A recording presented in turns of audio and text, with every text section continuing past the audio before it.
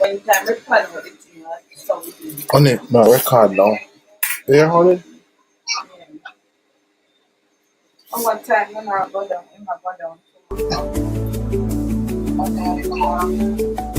Yeah, listen, I'm gonna.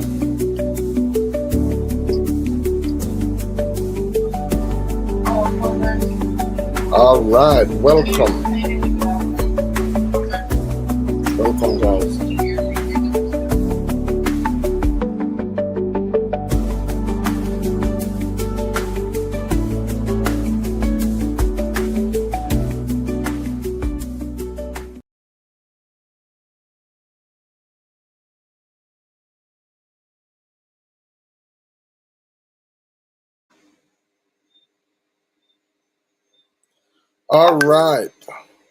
All right. So welcome tonight, guys.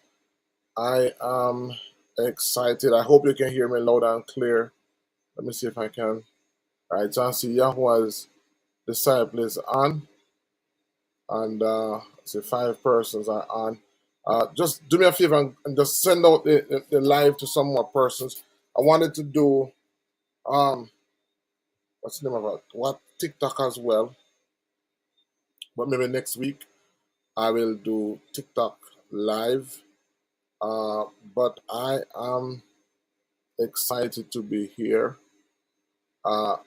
If you know of anybody who is sick, just go ahead and send them the link.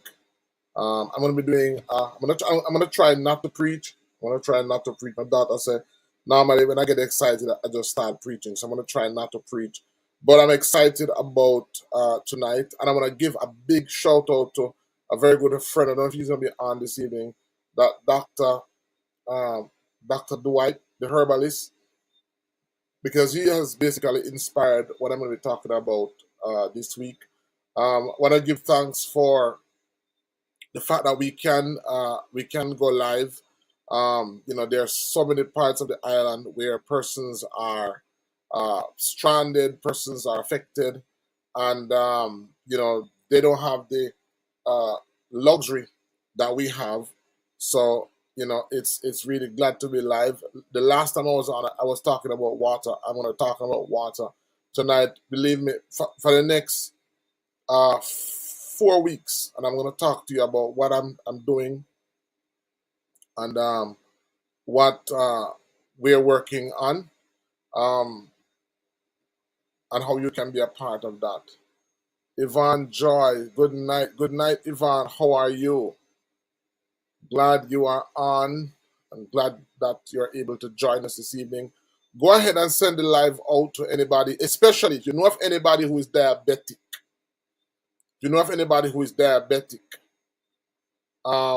Then please get them on the live tonight.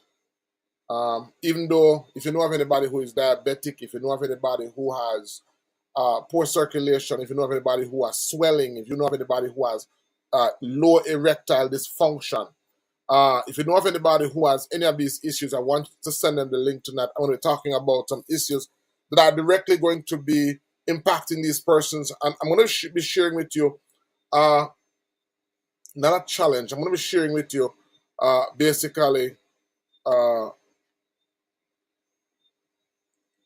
going to be giving you something to do that will allow you to verify what I'm saying. If you know of anybody, if you're practicing herbalism, if you're a practicing herbalist, then you need to be on. If you know of somebody who's practicing herbalism, then you need to get them on, because tonight I'm going to be sharing some stuff that is going to help those persons as well. My goal is really to see as many persons in this space as is possible. And I hope tonight's internet will allow me to flow and to share in a way that is easy. I see 11 persons on. Please tell some more persons about tonight's show. Send them the link now. We're going to be talking about water in a way that you have never heard. When we're talking about water in a way that you've never heard us. talk about water. And it's going to be a 7-part series. It's a 7-part series that I'm doing. Let me see if I can angle this thing up.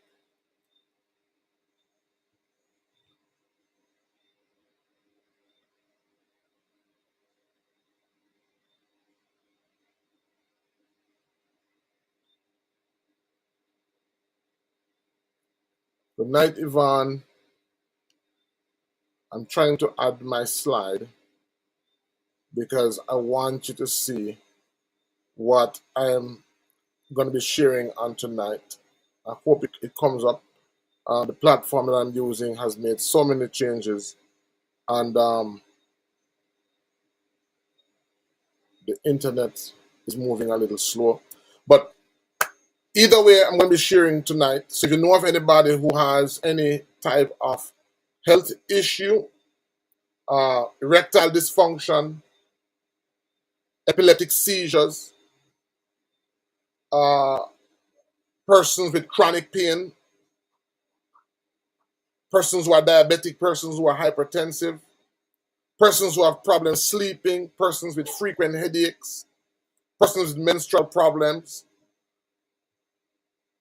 Don't look as if I'm going to get the chance to share my slide, but it doesn't matter. Persons with mental issues, I want you to get these persons on,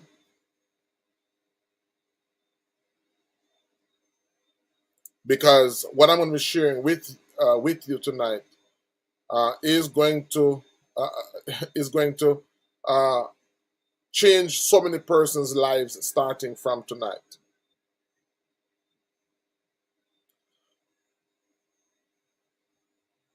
Let me just give some persons some more time just to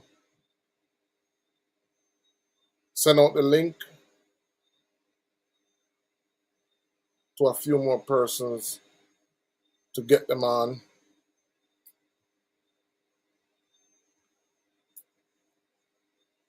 Send out link to a few more persons to get them on.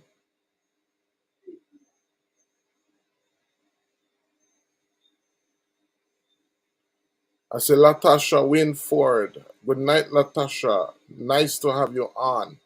All right, Natasha, if you know of anybody who is diabetic, if you know of anybody who has any type of pain, ailment, anything like that, I want to speak to them tonight, because my my my mode of medicine is the greatest weapon against sickness and disease is education, not medication.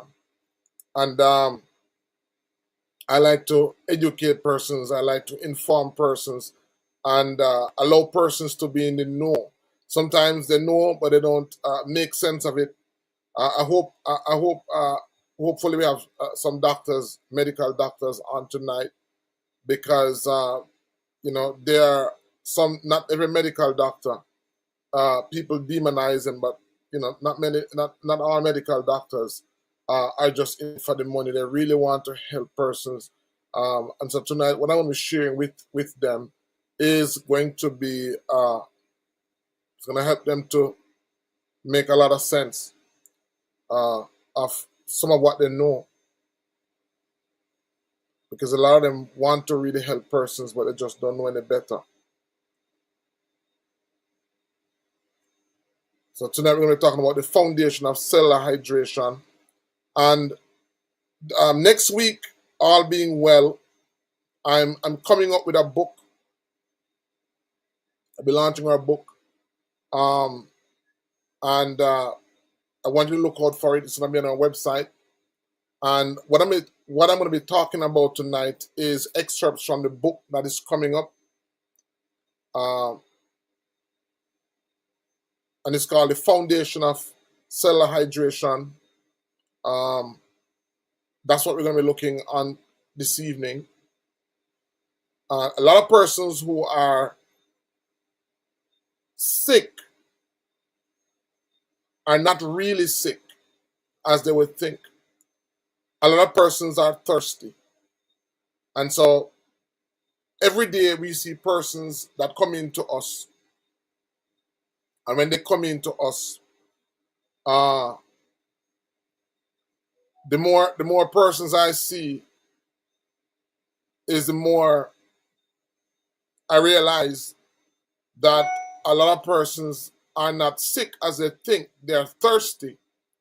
But most persons don't know how to interpret what the body is saying to them, how the body is speaking to them. And so tonight, that's what I want to break down. I want to help you to understand and to be able to interpret what your body is saying. A lot of persons who have diseases, when I talk about our ancestors and how they understood that particular knowledge. And then I'm going to share with you how and what you can do to test what I'm saying if it is really what I'm saying. So it's going to be a life-changing hydration series, and we're going to be looking at water. We're going to be looking at voltage. We're going to be looking at minerals, and we're going to be looking at cellular healing. And let me just see one more time if I can get my notes up. Trying to get my notes up so you can follow me.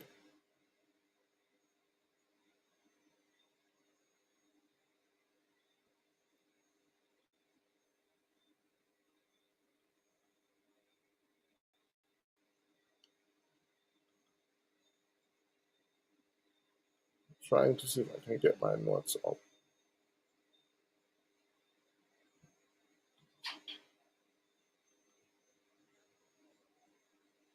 It's not gonna happen.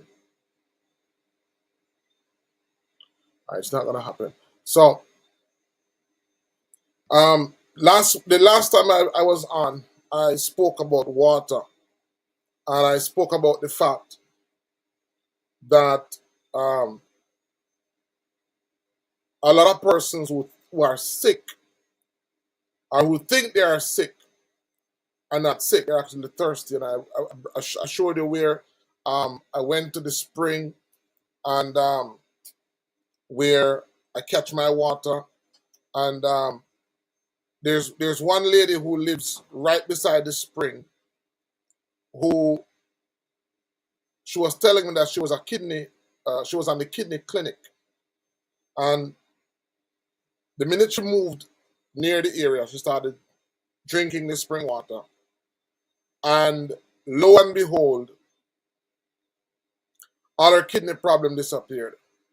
Now, what I'm going to share with you is based on my experience. I was up in the hills of the uh, Blue Mountains, past Ginger Hill, um, go all the way up to a place called Bowden Pen, that's here in St. Thomas. I was there during the pandemic. That's where I went during the pandemic. And while I was there, I we had only river. So above us, there's nobody living above us. I went all the way up to the hills, and there's nobody living above us.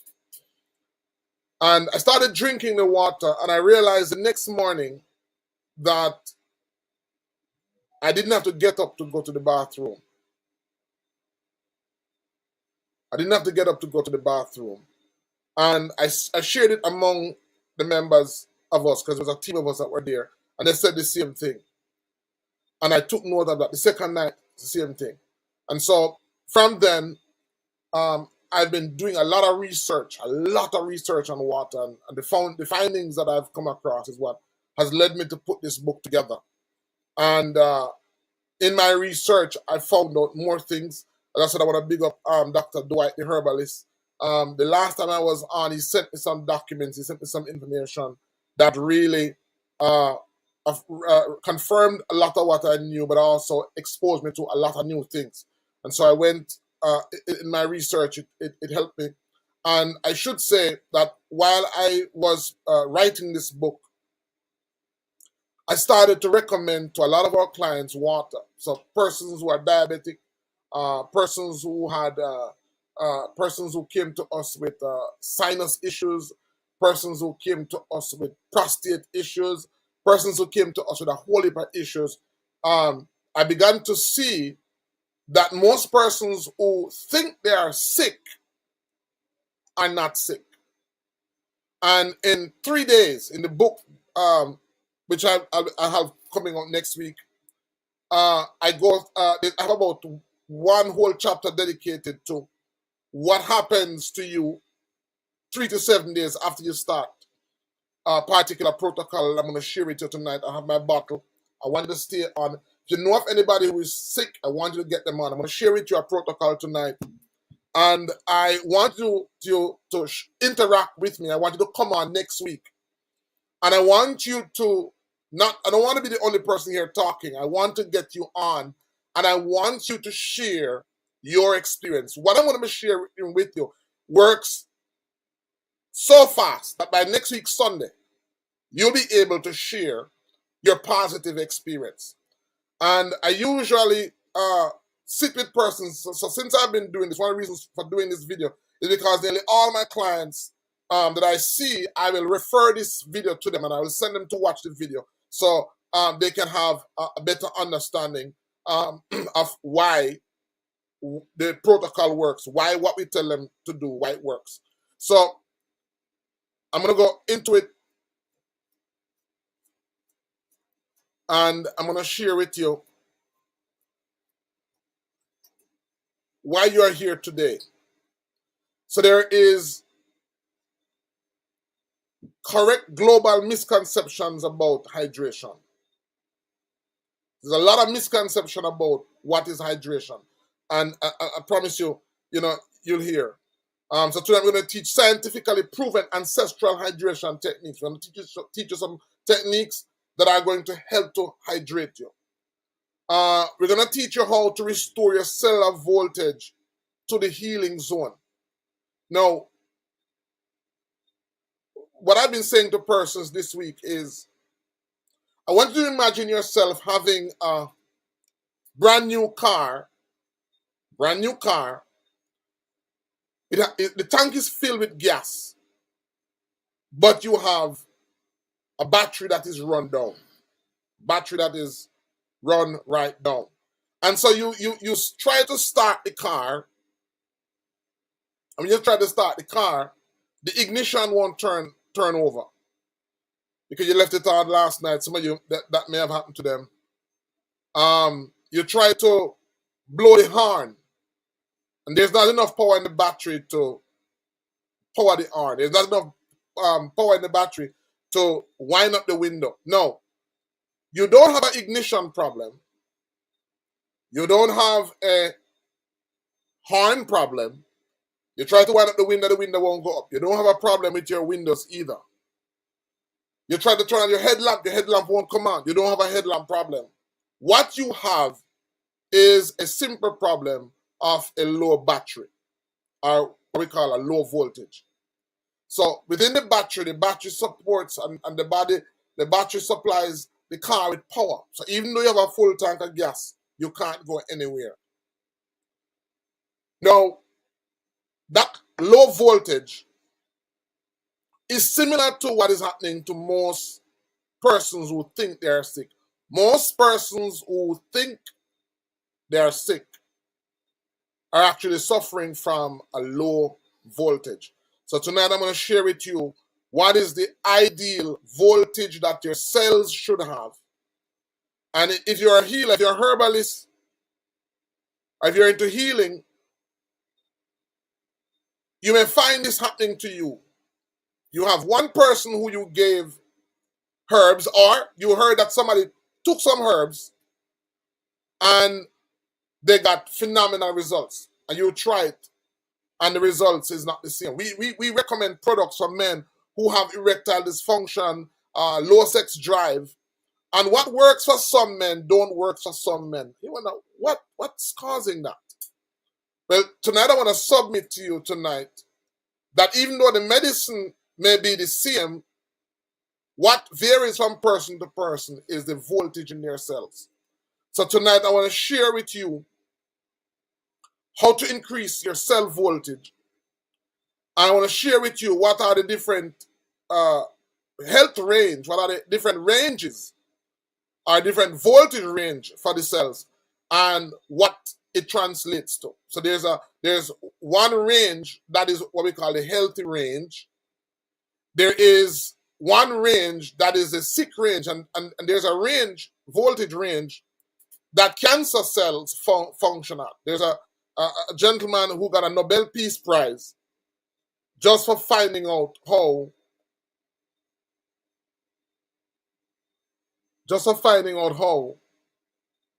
oxygen affects the cells.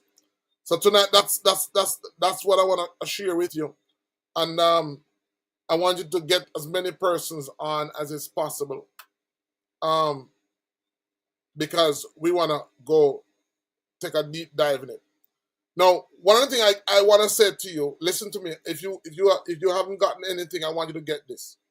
You cannot heal a person that has dehydrated, low voltage cells. You cannot heal a person that has dehydrated, low voltage cells. Doesn't matter how powerful the herbs is. And that is the reason why I'm doing this as a 7-part presentation, but the second half of it is going to be food, because at the root of it is a lot of the foods that people eat rob their bodies of voltage. And so I have a complete list of foods that I want to share with you, foods that you shouldn't eat, and foods that you should eat that increase your voltage. All right? I want to share that with you, because it's important that you understand that. So healing requires electrical energy. Why? Because we are electrical beings. We are bioelectrical beings. And so when you have low hydration, it equals to low voltage. And I'm also going to explain what is hydration, because a lot of persons think, we ask persons, do you drink water? And they say, yes, I drink water. Well, guess what? This evening, I'm going to spend some time teaching persons how to drink water. One of the reasons why I'm doing this 7-part series is because a lot of persons who drink water are drinking it incorrectly, and they are not benefiting. Their cells are not benefiting. And so because they're not benefiting, that's the reason why they are sick. And so it's important for us to understand that low voltage is caused by low hydration. Low voltage also causes inflammation, disease, and fatigue. All right? So low voltage causes inflammation, it causes disease, and it causes fatigue. All natural healing have to begin with water, minerals, and electricity. All right? Every therapy, every herb, every treatment works better when your cells are hydrated. And so we're going to go into that. When we were very young, we heard that water is life. And as a matter of fact, here in Jamaica, the National Water Commission, that's their slogan. Water is life. Because the body is about 70% water. The brain is about 80% water. But hear this. The blood is 90% water. Every organ functions depends on hydration. And hydration affects your immune system. It affects digestion. So if you're watching tonight, if you're feeling sick, blessings dying in nature. If you're feeling sick and you know of anybody who is sick, usually it's immune based. I'm going to go in depth. I'm going to explain to you tonight what happens when a person is dehydrated. So if a person is dehydrated, their immune system will not function properly. Persons that have immune compromised issues, their immune system will not work properly. Your digestion system will not work properly. Your hormones will not work properly. So a lot of persons who have hormonal imbalance, guess what's the problem? You're dehydrated, you're thirsty. A lot of metabolism or metabolic functions that are not being carried out, or people who have sicknesses because of metabolic functions. At the root of it is water. A lot of people have emotional issues. At the root of it is water. A lot of people have brain clarity is water. And guess what? That's why I want you to send this out to somebody, because what I'm going to be sharing with you this evening, next week Sunday, I'm going to start the show off by getting as many persons as is going to go through the protocol that I'm going to share with them tonight. I'm going to get them to talk about it.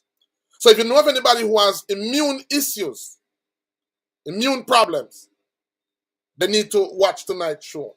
If you know of anybody who have digestive problems, GERD, acid reflux, we're going to give you the information and we're going to give you the raw material for the body to heal itself. And I'm glad that the body heals itself. And that is the foundation. Even in natural medicine and Western medicine, that's one thing that both forms of medicine, both schools of medicine agree on. The body heals itself. We therefore have to ask a very important question. If the body is not healing itself, what's the problem? There is a disease that is very common among African American, among black persons. Now, these persons, when they have this particular disease, it's very difficult for them to heal. They experience dry mouth. They experience numbness. They experience poor circulation, sometimes blindness. The label that they have created for it is called diabetes. But all the symptoms of diabetes, asking the doctor, all the symptoms of diabetes are all the symptoms of dehydration. Which means that it can be reversed, because if dehydration can be reversed, the symptoms can be reversed. Now, to prove that, Rastafari Foundation said, is water hydrated better, or what's the difference from water and fruit and vegetable? Very good question. Let me just put this up. I don't know if I should answer the question or answer the question in the presentation.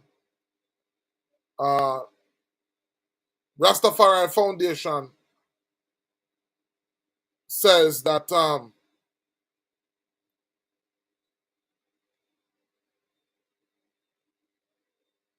is water hydration better, or what's it different from water?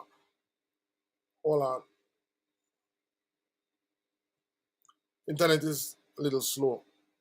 Is water hydration better, or what's it different from water and fruit or vegetable hydration? Very good question. I'm going to answer it because maybe that's the best way to react. So, guys, whatever questions you have, I want you to throw them out. Is water hydration better, or what's the difference from water and fruit or vegetable hydration? What's the difference? No, we know of 3 forms of water. They've taught us about 3 forms of water. They've taught us about liquid, solid, and gas. That's the 3 forms of water that they've taught us about. But tonight you're going to learn about a 4th form of water. All right? Now, this 4th form of water is water that's like a gel. This is the water that is found in plants. So, for example, tuna. If you take the tuna plant, if you take the aloe vera, if you take the okra, all of these plants have a 4th form of water, and it is called H3O2. H3O2. And Rasta, your foundation? That's a very good question, because that's going to take me into something I want to talk about tonight. Now, this fourth form of water is number one, alkaline. And this is also the water that is found. This fourth form of water is the water that is found in the body. It's called H3O2. And it is water that is in a gel form. Now, what you will notice is that if you take the aloe vera and cut the aloe vera and put your hands on the aloe vera, you will notice that the water forms a kind of like it forms a kind of string. It forms that because it is this fourth phase of water is also called structured water. This structured water is also the water that is found in our cells. So our cells are surrounded by this fourth type of water, which is found in fruits. It's a very good question. It's found in vegetables.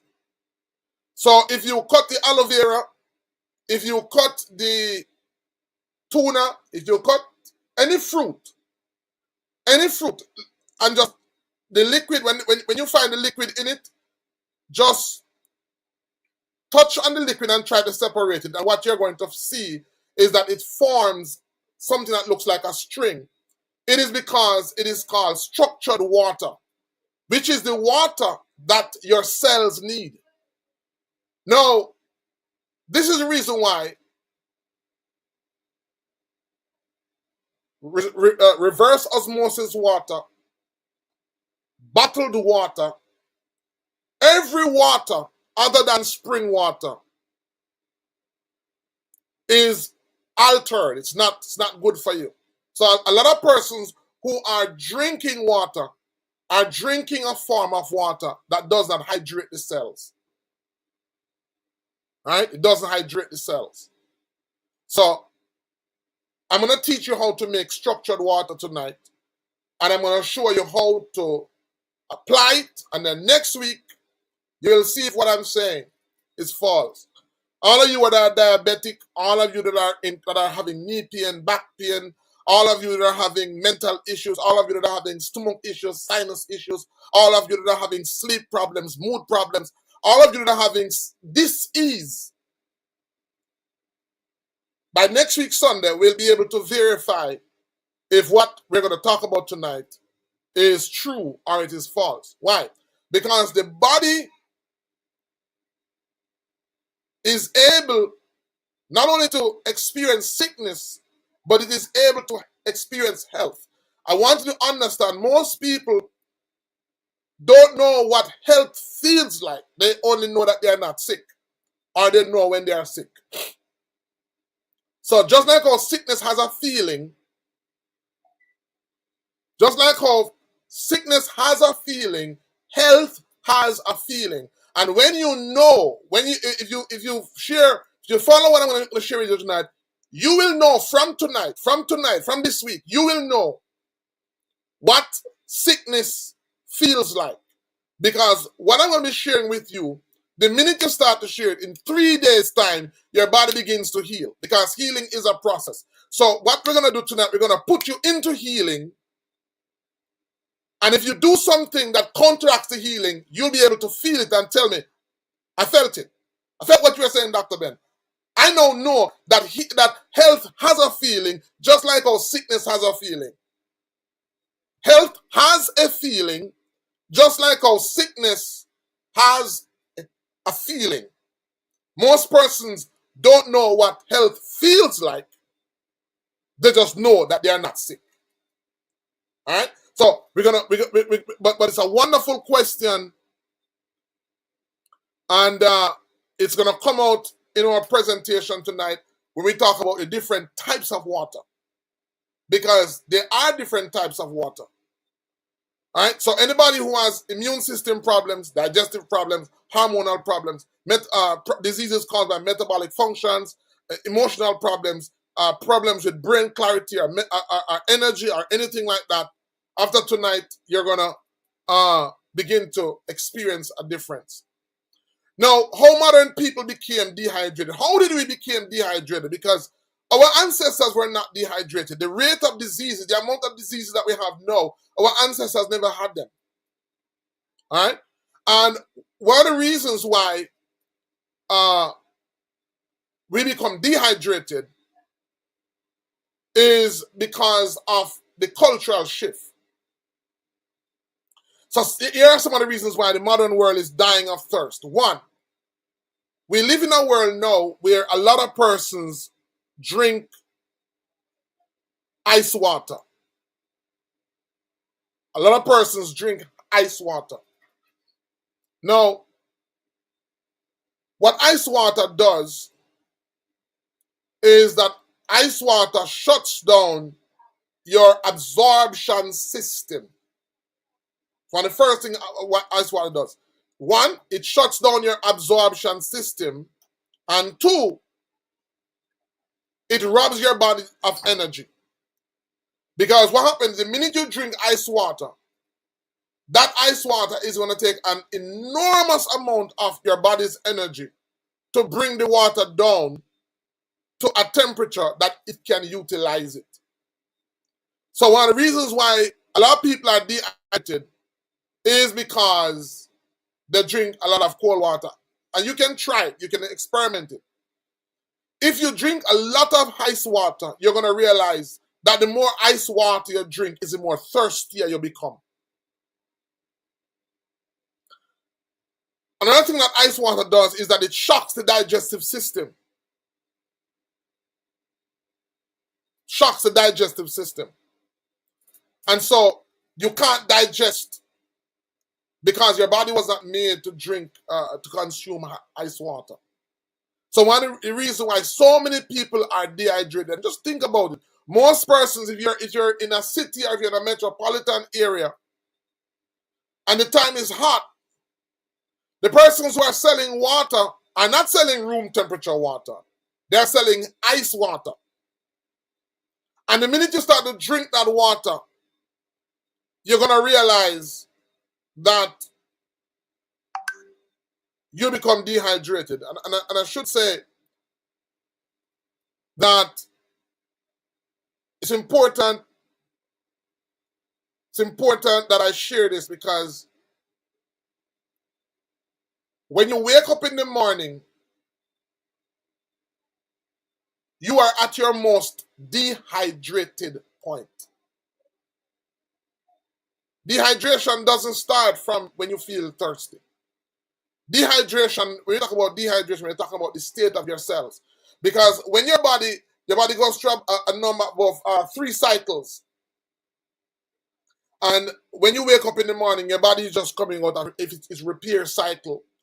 And then once the sun comes up, your body goes into what we call the absorption cycle. Or the cleansing cycle. Sorry, cleansing cycle and the absorption cycle. So there are 3 cycles. So there's the absorption, cleansing, which is when the sun is out. Then there's a repair cycle, and then there's a cleansing cycle. The body goes through 3 cycles, which again is also very important for persons to understand. Because you don't want to, for example, in your cleansing cycle, you don't want to put food in your body. The only thing you want to put in your body is things that will aid the cleansing cycle. Things that will send you to the bathroom, or things that allow you to do number 1 and number 2. So the body goes through 3 cycles. And during these 3 cycles, the body is at its optimum. All right? The cleansing cycle, the healing cycle is also when you shouldn't be putting food in the body. And the healing cycle is when the sun goes down. So the absorption cycle is when the sun is out. The body absorbs nutrients and minerals best when the sun is out. All right? So you want to know what is your absorption cycle so that you put nutrients in the body, because the body is best able to assimilate it. You want to know when is the healing cycle, which is when the sun is down, because that is when the sun is using all the minerals that you put in during the absorption cycle to now heal the body. And then after the healing cycle, a lot of waste is produced, and when you get up, the body wants to get rid of the waste. So whatever you put in should help to eliminate the waste out of the body. All right. So it's very important for persons to understand these 3 cycles. And there I go. Oh, no. Sound like I'm preaching. But that's I'm preaching. Another thing that affects dehydration is gulping water. Gulping water. Now, most persons wait until they're thirsty or till they feel thirsty.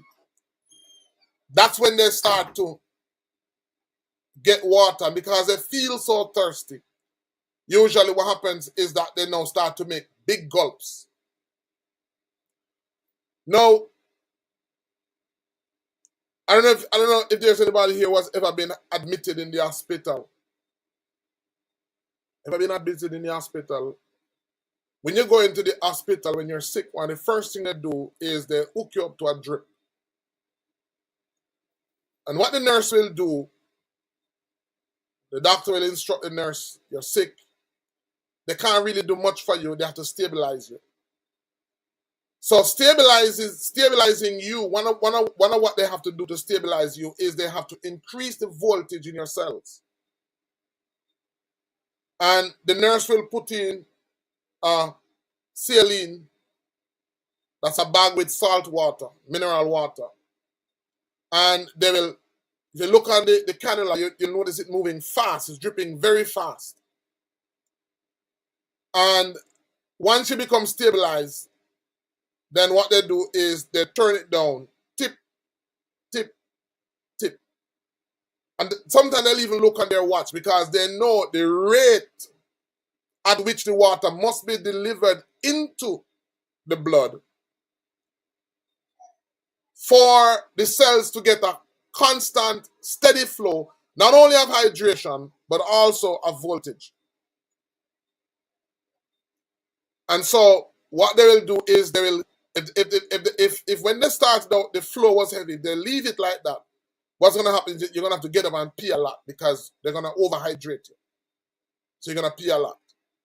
So they turn it down to a rate that is equivalent to what the body can absorb. Similar to, you know, if you're a farm and you plant, they'll tell you that you don't want to water your crops when the sun is hot. Why? Because the soil is hot, and once you throw the water in, the soil takes away the water, and the plant doesn't get any. So the same thing happens when you gulp water. When you gulp water, what happens is that it bypasses your cells for which it is intended, and it goes straight to your bladder. So a lot of persons who say, yeah, Doc, I drink a lot of water. They drink water, but they gulp water. And so as they gulp the water, then they go to the bathroom and they pass it out, along with electrolytes. And so what happened is, on a cellular level, they are dehydrated. Now, I want to go back to the question that Rasta U Foundation, the son, asked. I want to go back to that because we're going to be talking about structured water and why certain waters are different. Our waters are not created equal, and why persons may be drinking water and still are dehydrated. Why persons are having back pain, and why persons are having a hormonal imbalance, and why persons are still sick and they're drinking water. So tonight I'm going to share with you what's the correct way to drink water and what's the correct type of water to drink. All right. So gulping water instead of sipping it also results in dehydration. Now, another thing that results in dehydration is mineral deficiencies. So, but before we talk about mineral deficiencies, I also want to talk about the fact that when you gulp water, it also overwhelms the kidney, which is why as you drink it, you want to pee. All right? So the water bypasses cells, and it goes right into the bladder. Another reason why people are dehydrated is because of the fact that a lot of people drink the wrong type of water. A lot of people who drink water drink bottled water. They drink purified water, reverse osmosis water, and distilled water. And you may say, but I thought that those waters were good.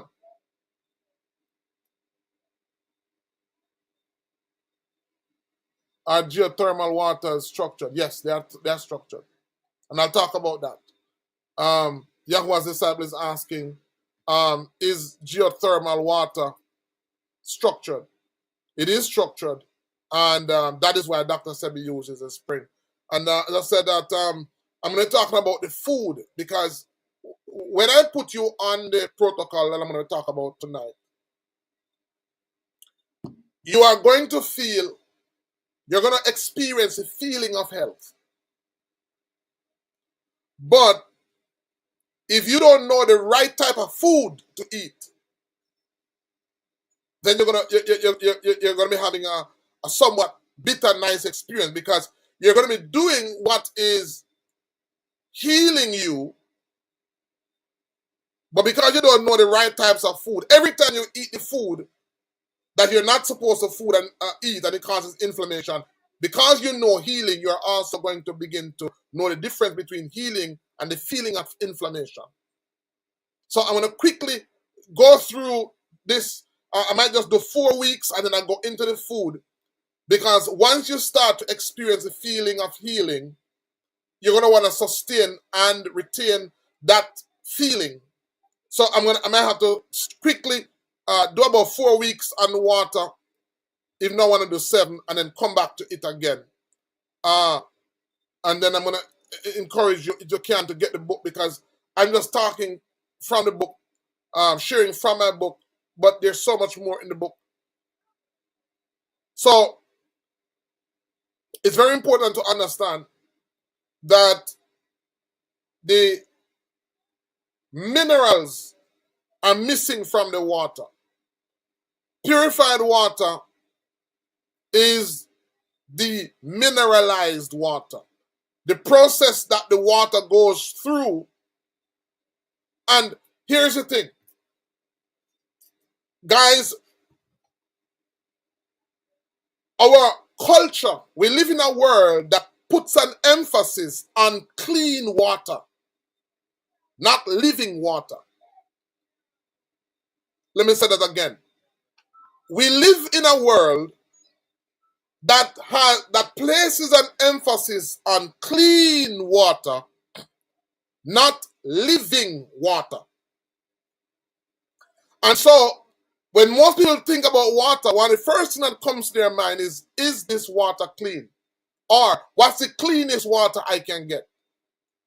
Most people who think about water, they're not thinking about the best water in terms of its life-giving ability. Most people are evaluating water based on how clean it is. But guess what happened? The process that the water goes through to make it clean kills it. So most persons are drinking dead water in order to sustain their life. So persons are drinking reverse osmosis water. They're drinking purified water. They're drinking bottled water. And so because of that, they are dehydrated. That's what we're talking about. How did we reach this state to become so dehydrated? Our ancestors, and then some people are drinking tap water.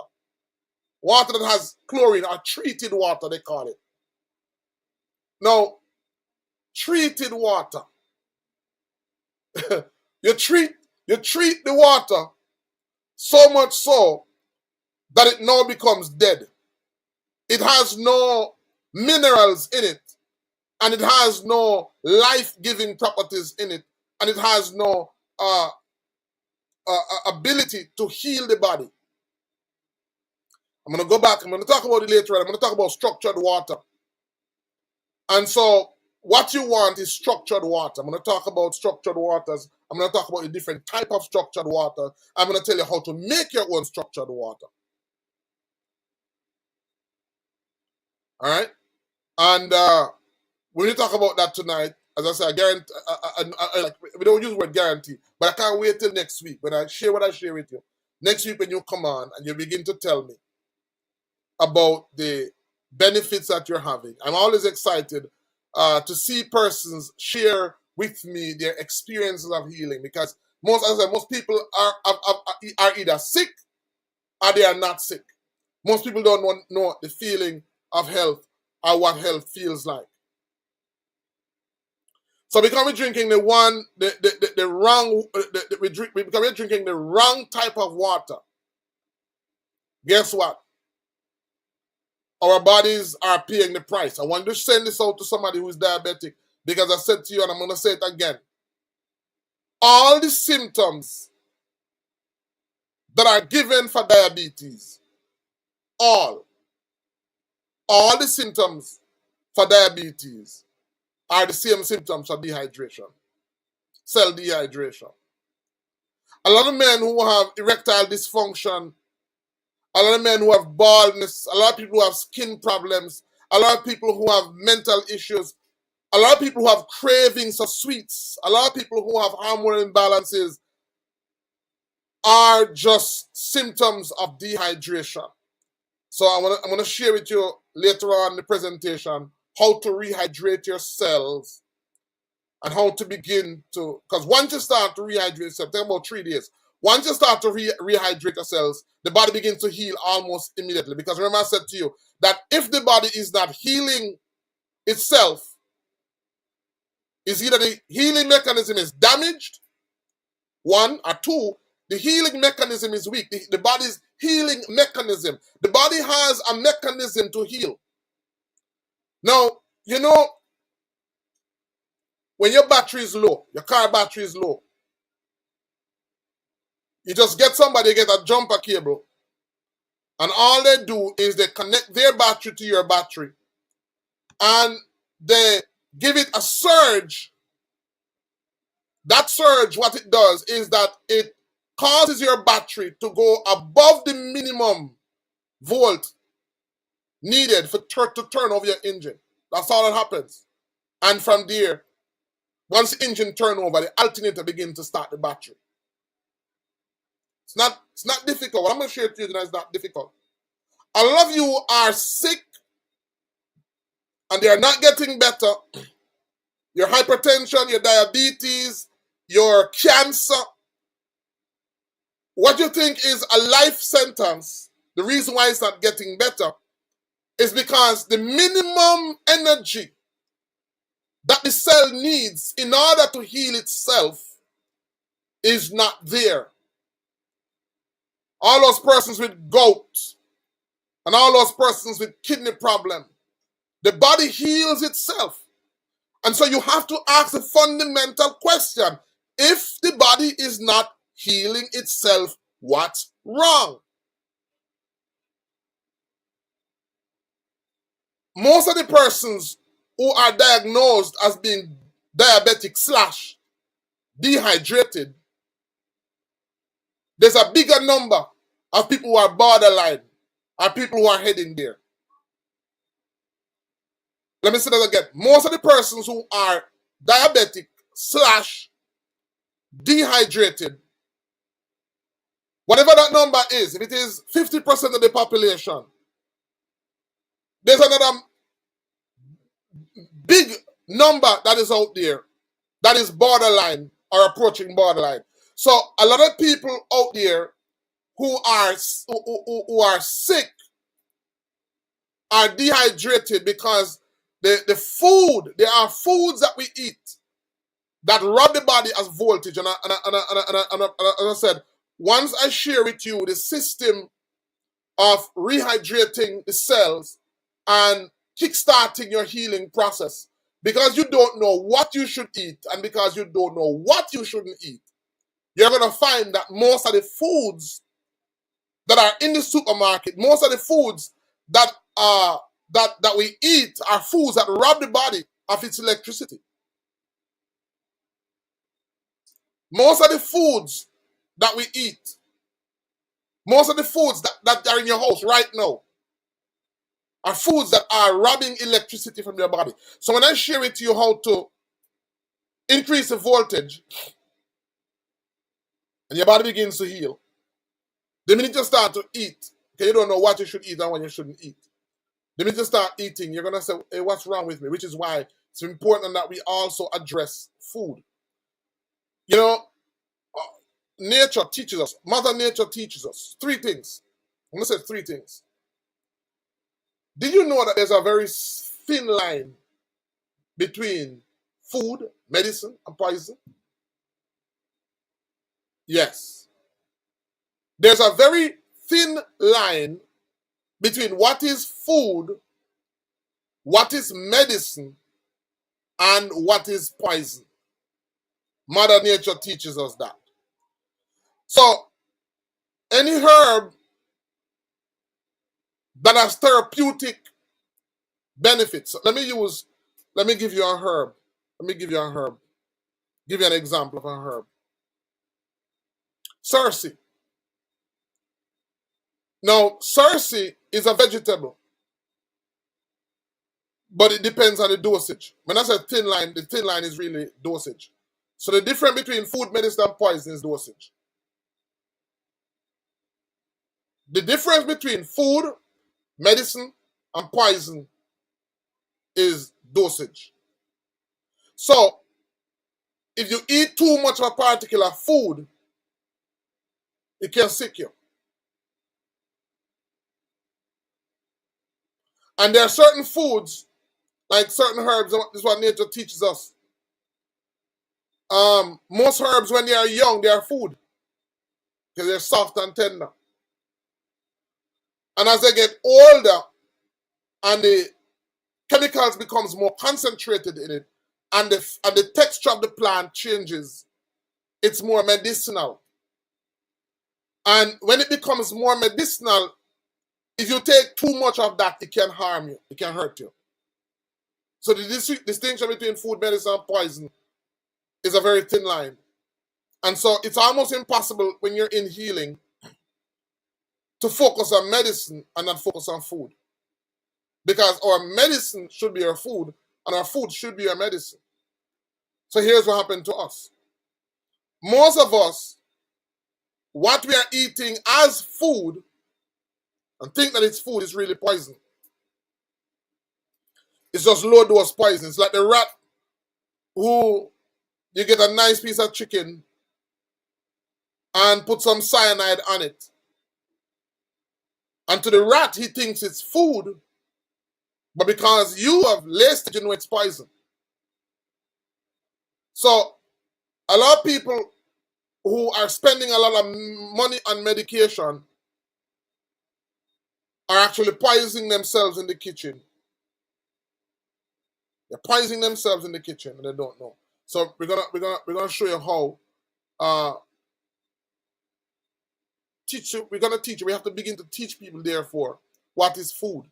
Because most people buy on a weekly basis poison. Most people buy poison and bring it to them and don't know.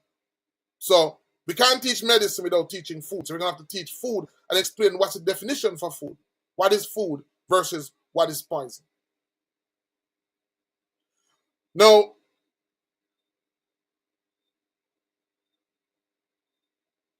a lot of people don't understand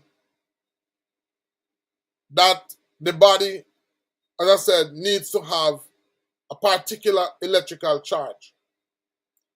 So your cells need anywhere from minus 20 to minus 25 millivolts. Anywhere from minus 20 to minus 25 millivolt is what we call healthy cells. Now, if you're a healer, listen to this now. Young ones disciple, listen to this. When a person is sick, we can bring your cells to minus 20 to minus 25. We have to get you to minus 50 or higher. And you may be saying, how much volt can the body withstand? Ask your medical doctor. If you have a cardiac arrest and you go in, they will take a device and they will put it over your heart and they will give you a voltage that is so high that if you were conscious, you would never want them to do that to you. Why would a doctor or why would a medical team or why would a paramedic see a person dying and take a device and give them an electrical surge similar to what a person does to a battery that has gone dead? What does the medical system knows? That they would take a device and give a person an electrical surge. It is because they know that you are a bioelectrical being. And they know that if you are dying, what's happening to you is the voltage in your cells have gone flatline.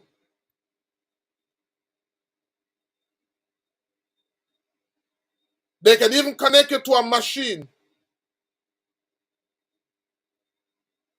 Rasta U Foundation says, what are good ways to transition our pharmaceutical medication safely, specifically for diabetic patients? All right, one good question. I'm going to answer you. Some things I can answer here and some things I can't answer here. And that may not be something I want to answer here. If you reach out to me, I'll share with you how you can do that. But why would a medical trained person take a device that is going to produce a high electrical surge and put that on your body, specifically over your heart area, to bring you back to life so that you don't die? I'm asking that question because somebody may be asking, if a healthy cell is minus 20 to 25 millivolts, how much volts can the body handle? And that question gives you an idea of how much volt the body can handle. And so when a person is sick, just like that healthcare professional who is trying to increase the voltage to get the person to live, in the same way, when a person comes to us sick, our first task must be to increase the voltage in the cells, because once the cells voltage is increased, then healing begins to take place. Healing starts with increased cell voltage. Let me say that again. Healing starts with increased cell voltage. And there are different organs of the body. Different organs of the body have a different cell voltage need than different parts of the body. For example, the heart has a higher cell voltage need than the kidney. The brain has a cell voltage needs as well. That is why persons experience epileptic seizure. That is the reason why persons experience certain mental problems. It's because there is a disruption in the flow of electricity, or the cells of that part of the body don't have the range the voltage that it needs to function normally. So it functions abnormally, and we call it dis-ease. What we are told, what we know also, so we know that healthy cells need anywhere from 20 to 25 millivolts. A person who has a chronic disease has anywhere from 10 to 15 millivolts within their cells. A person with cancer has somewhere about 5 millivolts. So we can see that once your voltage is not where it should be, then the decreased voltage causes dis-ease. On our website, if you are watching, I see somebody on Facebook, if you are watching, in the link of this description, there is an assessment that we offer, and it's called a quantum cellular voltage assessment. A quantum cellular voltage assessment. If you go to the description of this video, there is a link that you can book an assessment, and we can help you to begin to recover. In the description of the video also, we have a 50 minutes consultation that you can get. And because we have done some new structuring, notice I haven't been on for a while, but whenever I'm not on, I'm just working. I'm always working. And so what we have done is that we have created, in addition to our consultation training, we're now putting together a wellness coach training. And how that works is that we have consultants who we train to do what we call quantum assessments. And there's one here on tonight, Yahuwah's disciple is one of our consultants. Basically, he's trained to offer the quantum assessment, and hopefully next week and the subsequent weeks we'll be getting members of our consultation and our wellness coaching team on, so that we can offer our services to persons. In the past, we offered mostly consultation in our offices. We offer mostly consultations, and so a lot of times people do need follow-up. So we see the need now for wellness coaches. Coaches will work differently from consultants, and so we have that training that we're gonna get kick off. If you're interested in being one of our consultants / wellness coach, there's a link in the description where you can register. I've moved the cost from $800 and something to $39 per month. We have moved the cost from $800 for the training to $39.99 monthly, because we need consultants and we need wellness coaches. So if you're interested, you can go to the link of this video, and you can register for our training and mentorship program. I also have a book out there, the Jamaican Alkaline recipe, which is, I'm going to shorten this presentation so I can go into that, because I want to, once you start the protocol that I'm going to share with you tonight, and you start to experience health and healing, because you don't know the right foods, you're going to be eating the wrong foods, which are going to be inflammatory. So you're going to be having inflammatory flare-ups. And to avoid that and to prevent that, I'm going to have to cut this 7 weeks training. I interrupt this training to go into our food training, to get persons who are doing the protocol to know the right foods so that they can start and sustain their healing. Sorry for while I'm at it. Also, I have a Ghana trip that is coming up. So in the link of this description, we're going to Ghana in March. of next year, because I want to connect with our African brothers there. I want to explore the plans that they have there. It's going to be a phenomenal trip. There's a link in the description. There's a payment plan, so you can go there and you can register for that as well. So in the description of this video that you're watching, all of those links are located, so you can go and check it out. And I want you to have those in mind. So we talk about dehydration, and so many persons are dehydrated. And once you become dehydrated, then what happens is that the voltage in your cells falls. So again, healthy cells anywhere from 20 to 25 millivolts. Chronic disease. Once a person gets sick, a person who's having cold, flu, allergy, a person who's experiencing any sickness, your cell voltage is anywhere between 10 to 15 millivolts. And if a person has cancer, it's about 5 volts. So one of the reasons why Dr. Sebi was so successful in what he did was that he focused a lot on boosting cell voltage.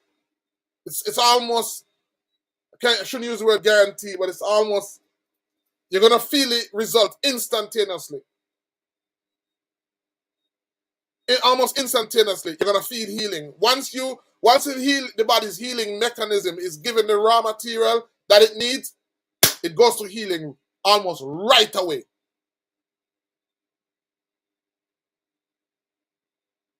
Once you give the body the raw material that it needs, I'm not talking about herbs. I'm going to talk in the subsequent lesson. We're going to talk about where does herb fall into this? How is herb implicated in this? We're talking about how to increase the voltage of the cells. And so it's important for us to understand that. And so our ancestors would go to the river and they would feed on mineral-rich mountain water. They would store their water in calabash or clay.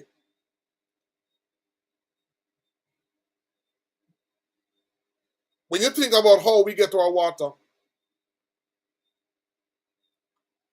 is transported. Most of us, our water is stored in polyurethane containers, plastic.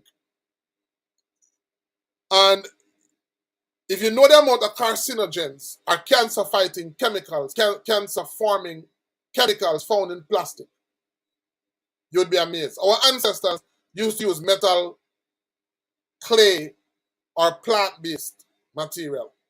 When you went to my grandmother's house, you would see enamel cups. You would see chalk cups. You would see glass. But now you go to the typical home, it's plastic.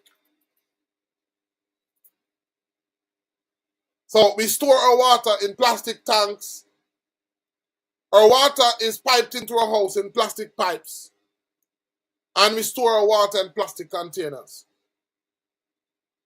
And so a lot of so when you think about the amount of poison, the water has been chlorinated and chemicalized, and then it has been kept into a container that further helps to make it more devitalized. So when you really think about it, we're surrounded by devitalized food, devitalized water, and we live in a devitalized culture. And so our ancestors had all of those natural containers.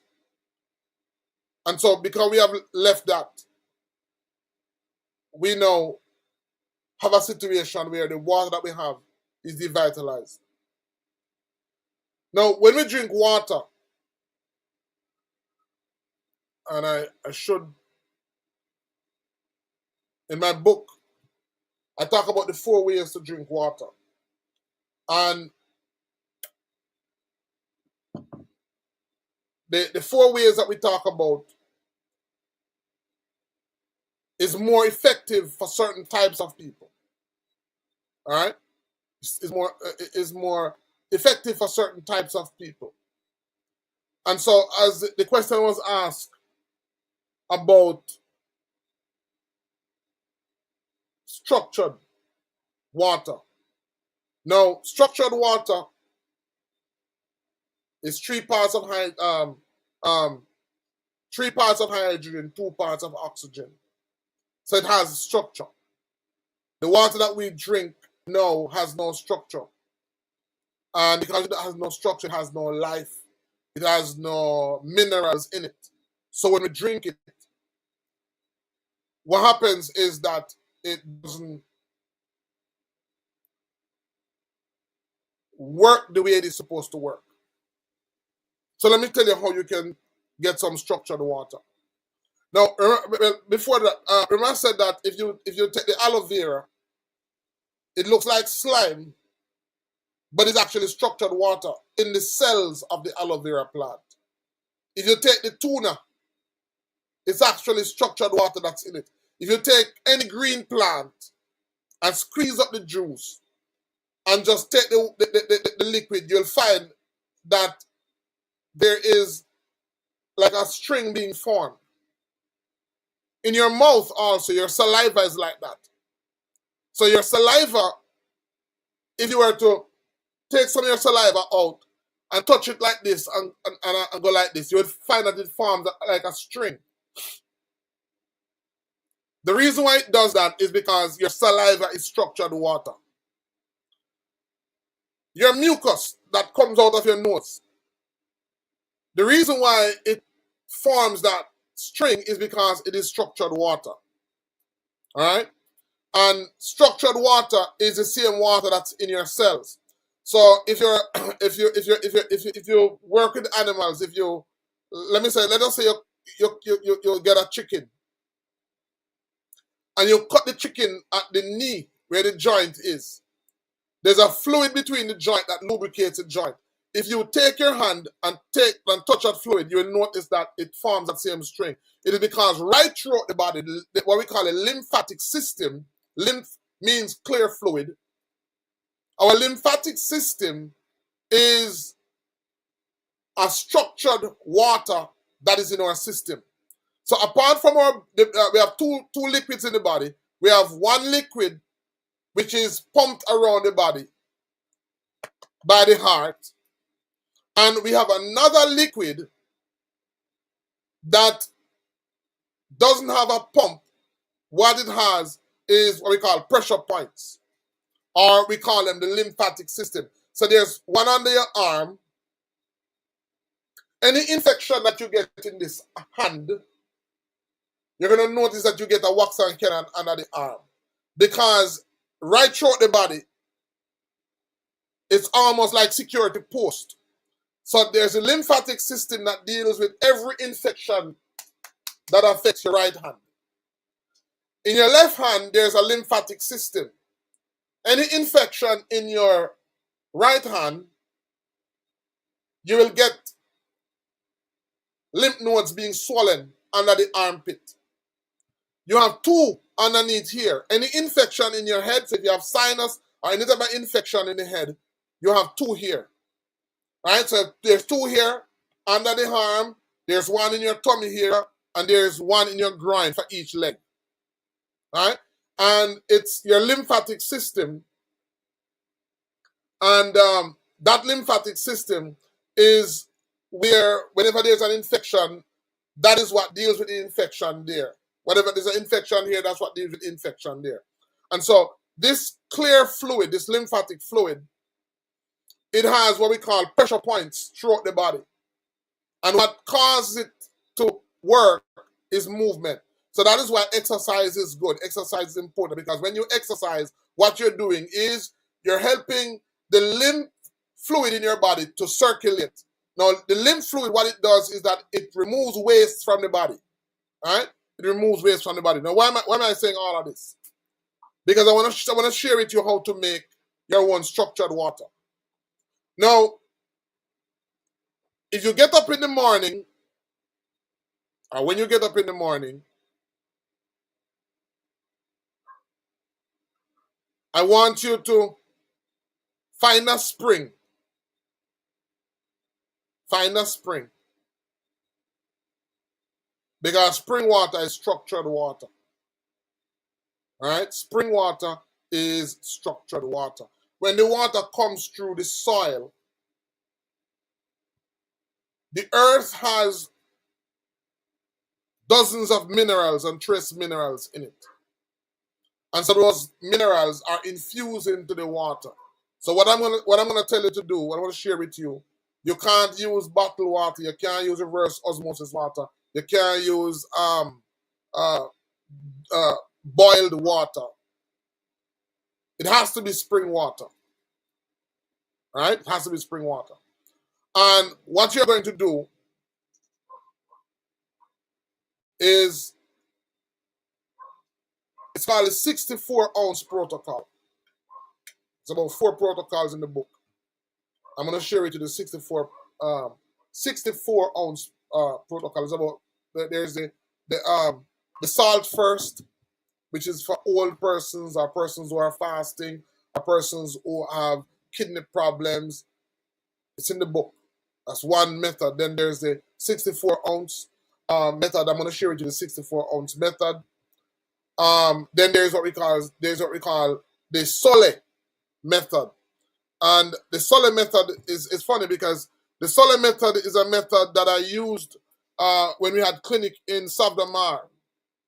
And the Sole method is a method that's very good, especially for those persons who have suffered the deluge in the western part of Jamaica. The Sole method would be very good. So we can teach them how to make their own Sole and how they can use that. I use it in salve for persons who are having bacterial infections. Very effective for persons who have bacterial infections, or for persons who have thyroid issues, and so on and so forth. So each of these methods that I'm talking about, they have their high benefits for certain particular ailments or certain people group. But I'm going to talk about what we call the 64-ounce method. So what you're going to do is you're going to take 64 ounces of water, which is about 2 quarts of water. And you're gonna get some what we call Celtic salt. Celtic salt. CEL, let me type it here. Everything is moving so slow for me. Celtic salt.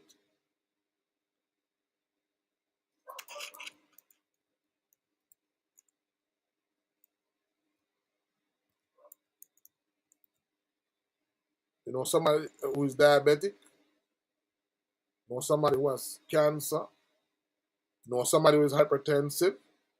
Do you know somebody who has seizures? Do you know somebody who has poor circulation? Do you know somebody who has mental issues?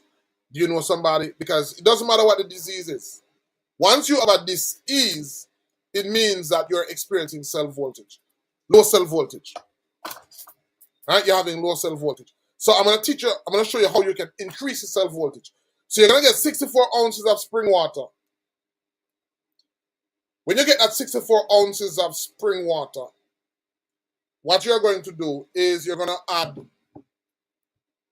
about a quarter teaspoon of Celtic salt. If it's 1 quart of water, it's 1/8 teaspoon. If it's 2 quarts of water, it is if it is 2 quarts of water, it is a quarter teaspoon, not tablespoon, teaspoon. A quarter teaspoon of water. Now, when you add the water, you're gonna shake it up. Remember, it has to be spring water. And you're gonna shake it up. And then you're going to take a mouthful. By the way, you're going to take 1 mouthful every 6 minutes. You may have to use a timer on a phone every 6 minutes. If you're If you're feeling pain, if you're not feeling well, then you're going to see the results. You're going to see the results. Can't wait till next week, Sunday.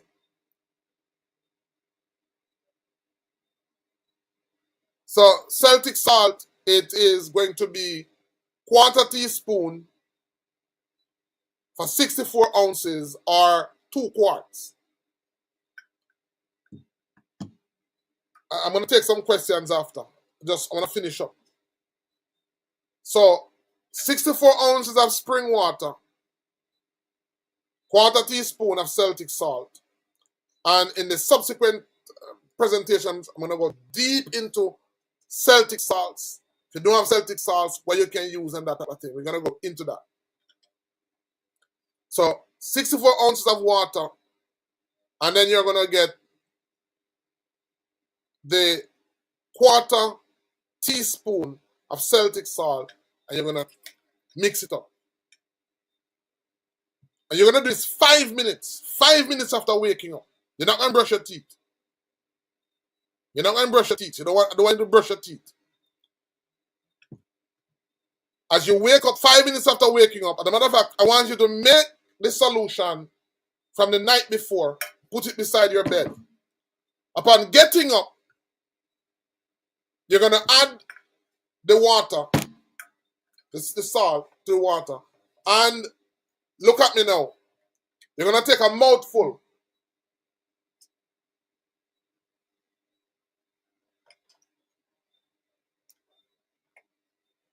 You're going to hold it in your mouth for 10 to 15 seconds, and you're going to swirl it around. Why?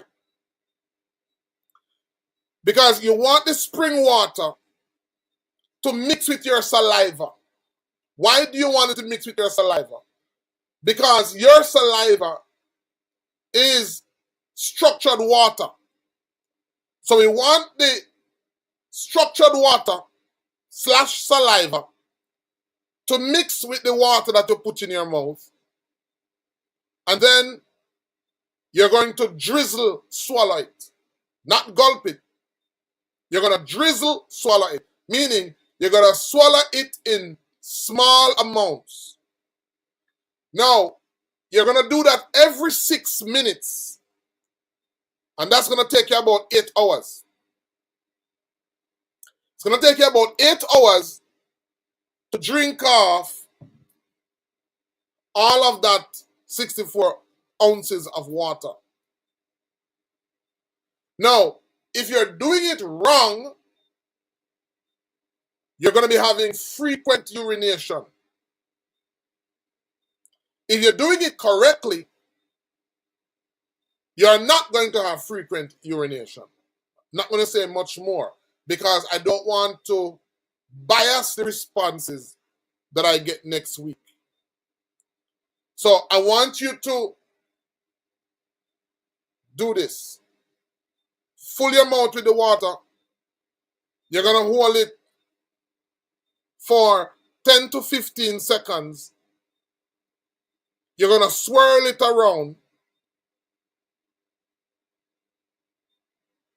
And then you're going to drizzle, swallow it. For persons who are chronically ill, for persons who have kidney diseases,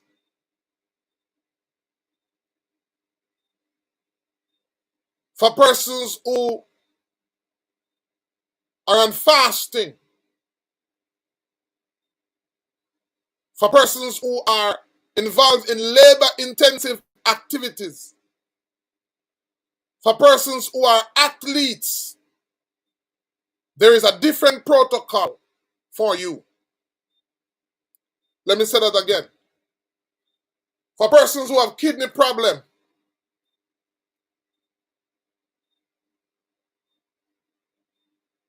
so answer you, Yahweh's disciples. Persons who have kidney problem, for persons within a particular age group, advanced age group, for persons who are on certain medication, especially blood pressure medications, for persons who are involved in labor-intensive activities, for persons who who have chronic ailments, there's a different protocol for you. What I'm giving is general information, and if you want to know what is right for you, I want you to visit the link of my video. So for the general person, what I just shared with you is one of four. For most persons, this approach will begin to increase your cell voltage. If you want to know which of the four sessions, which of the four is right for you, you can visit the link of our video and you can book a quantum cellular voltage assessment. And we will explain to you. Once you do the assessment, there's a chart, there's a questionnaire that you fill out. And once you fill out the questionnaire, you're going to get a score. And that score is going to tell us where you are and which of the four protocols is best for you. I really want you to get our book that's coming out next week, and have a book coming out next week where far more than what I've shared with you tonight is going to be in the book, because it cuts down on the time that I need to, I'll have to talk to persons. The book will be available next week, Sunday. And is Pink Himalayan okay as well? Yes. Rasta U Foundation asks, is Pink Himalayan? So in the book, we also talk about the different forms of salt that is acceptable. And we also talk about why Celtic salt. Why do we stress on Celtic salt? The reason why we stress on Celtic salt is this water that I'm teaching you to make, the structured water that I'm teaching you to make, when we use Celtic salt, because of the mineral, because if you look up Himalayan salt and Celtic salt, it will tell you that they have nearly the same mineral profile. The difference with the Celtic salt is that the magnesium is higher in the Celtic salt than it is in the Himalayan salt. The Himalayan salt has a little more iron, which is why it is pink, right? So it has a little more iron in it than the Celtic salt. And what we want is the magnesium, because as it relates to electricity, there is magnesium, potassium, iron, and sodium. These are all the key minerals that as bioelectrical beings we need. This is what increases the voltage in the cells. So we stress and we recommend the Celtic salt, because even though it has the 84 minerals like the Himalayan salt, it has a higher profile, a higher amounts of magnesium than the Himalayan salt. But the Himalayan or pink salt can be used as well. All right? And the reason for that is that the Celtic salt, when it is combined, listen to this now, the Celtic salt, when it is combined with the water, is almost similar to the water that surrounds your cell membranes. So our cell membranes, the membrane around the cells, has structured water. Your cells is 99% water. So even though your body is 70% water, your cells is about 99% water. And that water, when the cells are in their healthy voltage range, it allows the cells to do three things, which is why it's impossible to heal somebody once their voltage is low. It's completely impossible. It's not possible. You can't. It's impossible. You can alleviate the stress, you can alleviate discomfort, but you can't heal somebody once their voltage is low. It's impossible. It cannot be done. Why? Because the ideal cell voltage allows a healthy cell to do three things. And what I'm sharing with you is why cells they morph and become cancerous cells, right? So what we're talking about, we can reverse those because dehydration can be reversed. So dehydration leads to inflammation because when any part of the body becomes sick, because what the body does, the body is very intelligent.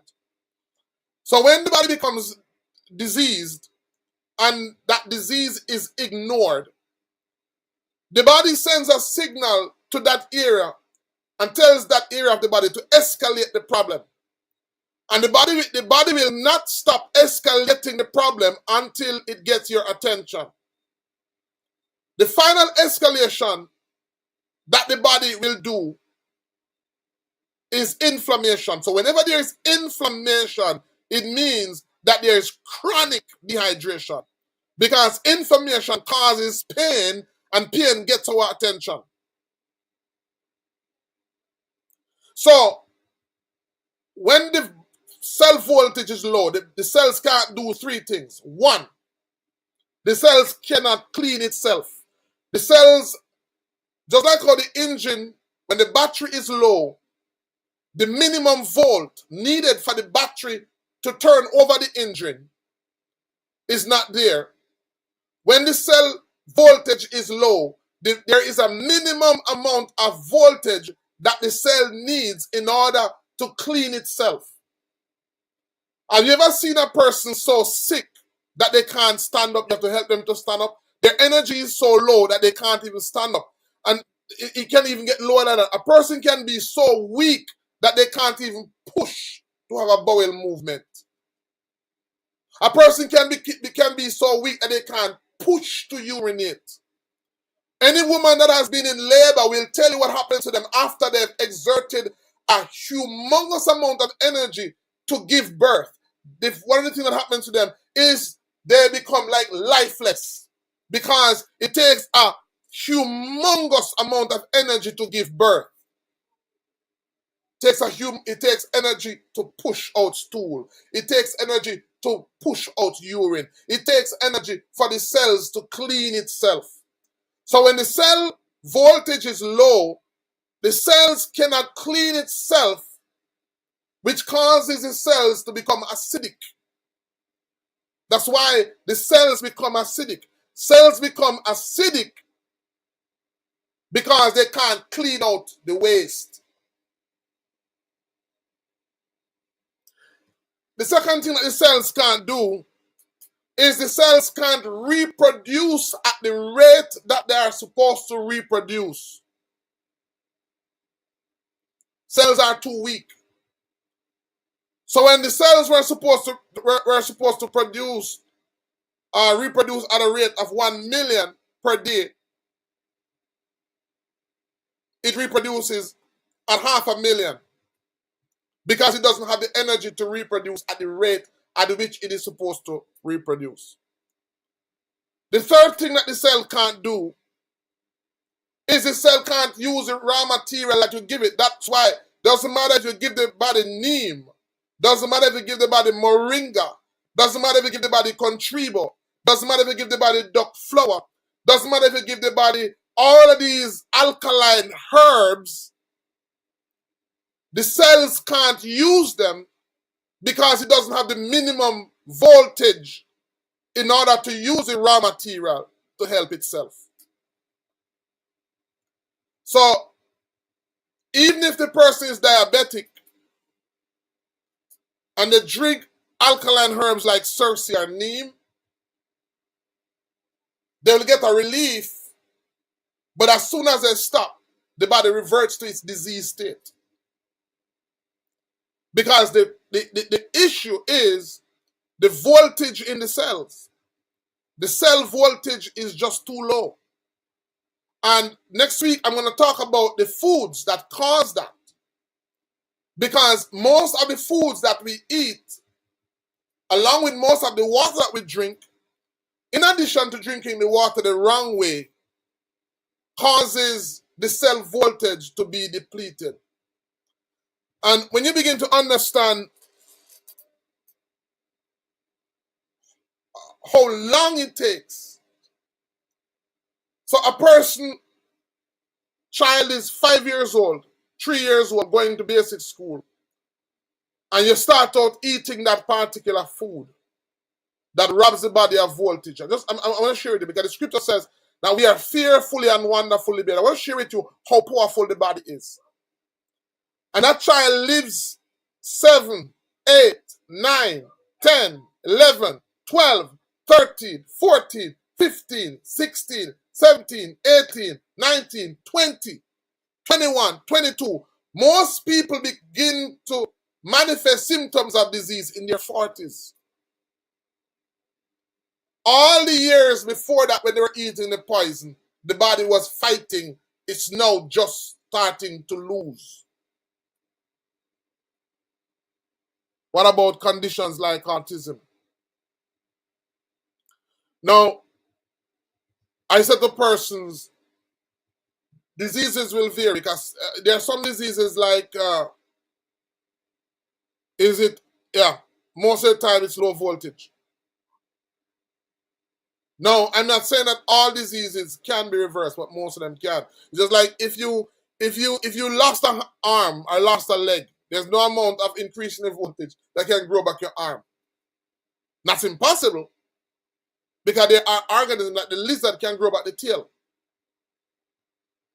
They're still doing, and that's it's possible, but highly unlikely.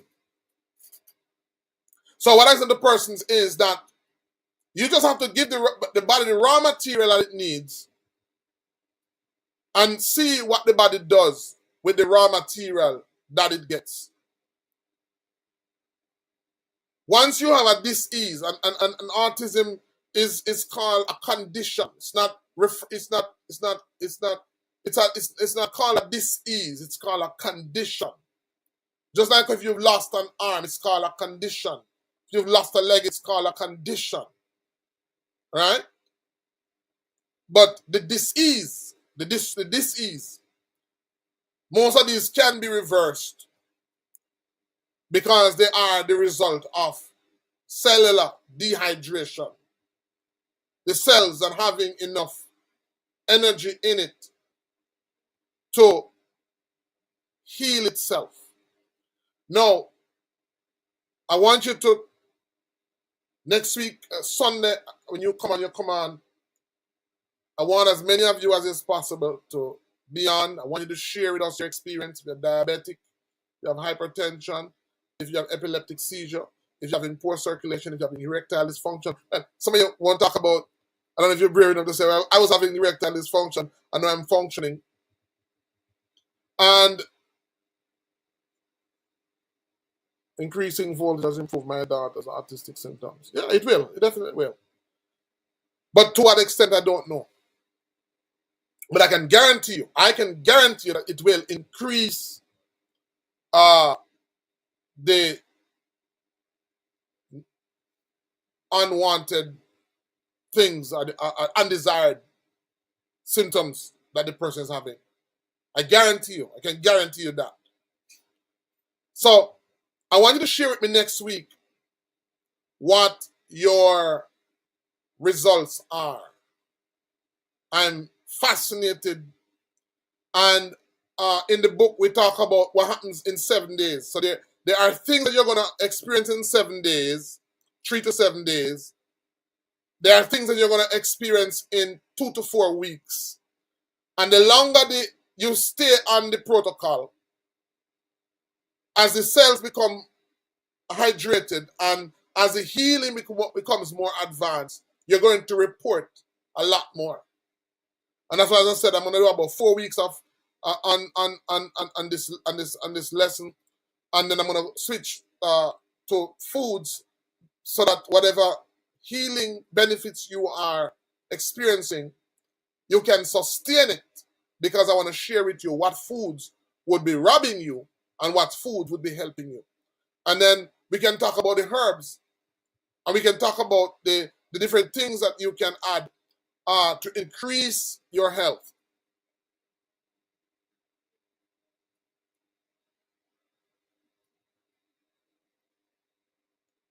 Yeah. So I wanna just pause for a minute to take any questions that persons may have. And as I said, if you want to know exactly which of the four methods, and I should say there's a salt first method for persons. So if you're having kidney issues, if you're having if you're having a particular, if you're having certain chronic ailments, the protocol that I just mentioned may not be the best method for you, because what happened is that the absorption pathways, they need to be prepared. So there's a particular method that works better for that. For persons who are having like thyroid issues and certain other issues, there is what we call a solid method that would help. So there's about 4 different methods. So I have an assessment that you can go to the link of the video. It's called a quantum cellular voltage assessment. You can book it, and there's going to be a questionnaire. Once you fill out the questionnaire, it's going to give you a score, and that score is going to help us to determine what's the best method for you. And I can do this anywhere in the world you are. Anywhere in the world you are, you can book that. We also have our 15 minutes consultation, because we also have another assessment, which is our quantum assessment. And the quantum assessment is a machine that we can put you on. And we train persons, we're training persons for that. Because what happened now is that whenever you don't see me, I take time out to improve on what we're doing. So what was happening to us is that because I see so many persons and talk to so many persons, one of our weaknesses is that we're not able to follow up. So that's what I'm trying to bridge now. So we are now offering training in we're training consultant, we're training persons in herbalism, in consultancy, and also in wellness coach. So there's a difference between the wellness coach will be trained more to do follow-ups. The consultants will be trained to do assessment, to help persons to identify what's happening to them, and then to train them how to put together the compounds that they need to help them to get better. All of those are in the link of these videos. All right, so if you have any question, anybody with any question, you can just go ahead and shoot your questions before we wrap up. Any questions? Maybe hopefully next week we'll try to get a phone. I'll try to get a phone so persons can call and ask their questions, and I could take some calls. I could take some calls. So if you are on now,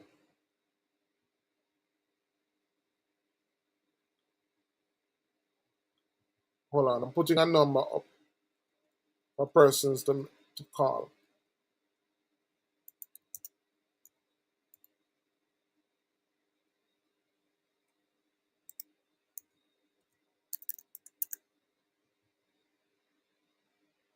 Putting a number up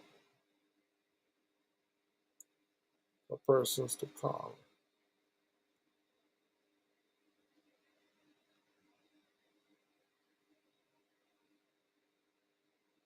And I'm going to put it up on the screen.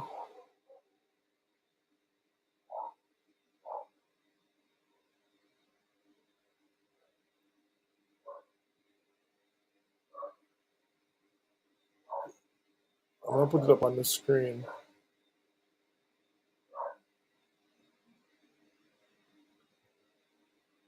So you can call now.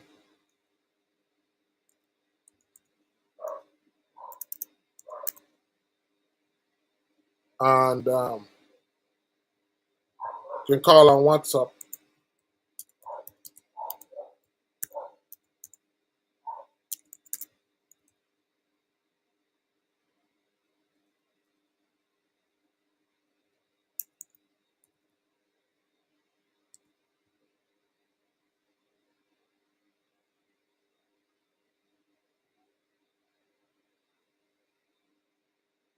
All right, so I'm gonna put that up.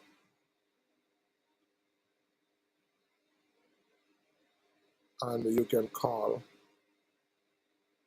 You can take some questions before. All right, so there's a number. See, there it is, guys. You can call, take a few calls, and try to answer some questions. You can call on WhatsApp, and we will explore some of those issues that you may have. But there's a lot of persons who think that they're sick. The problem is not sickness, is dehydration, low voltage in the cells, and because the voltage is low, then what happens is that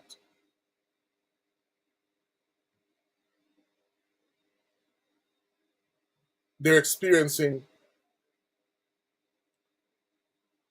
discomforts or dis-ease. So what about swimming in the sea? Does that help? Truth Talker. Hey, welcome, Truth Talker. Yes. It's sad because a lot of our waters are polluted, but salt water is good. I mean, have you ever wondered why when people have cold or flu, they said they need to go to the ocean, they need to go to the sea? Why is it that a person who has cold or flu, why is it that they send them to the sea? Why is it that after going into the sea for a couple of minutes, the cold just wash out and the cold is gone? It's because of the minerals in the water. You're suspended in the water. You're immersed in the salt water. And what it does is that the salt water increases the voltage. And because it increases the voltage in the cells, then guess what? The mucus starts to run out. The cold starts to run out. So this is something that our ancestors know for the longest of time. If somebody has a cold, somebody has flu, bring them to the sea. But why bring them to the sea? Why not bring them to the river? Why bring them to the sea? It is because the water, the sea water, the salt water increases voltage. So it increases the voltage in the entire body. And what ultimately happens is that the mucus begins to run out. All right? So it does have therapeutic properties. Seawater does have therapeutic properties. All right? So I just wanted person to know that the internet is really slow.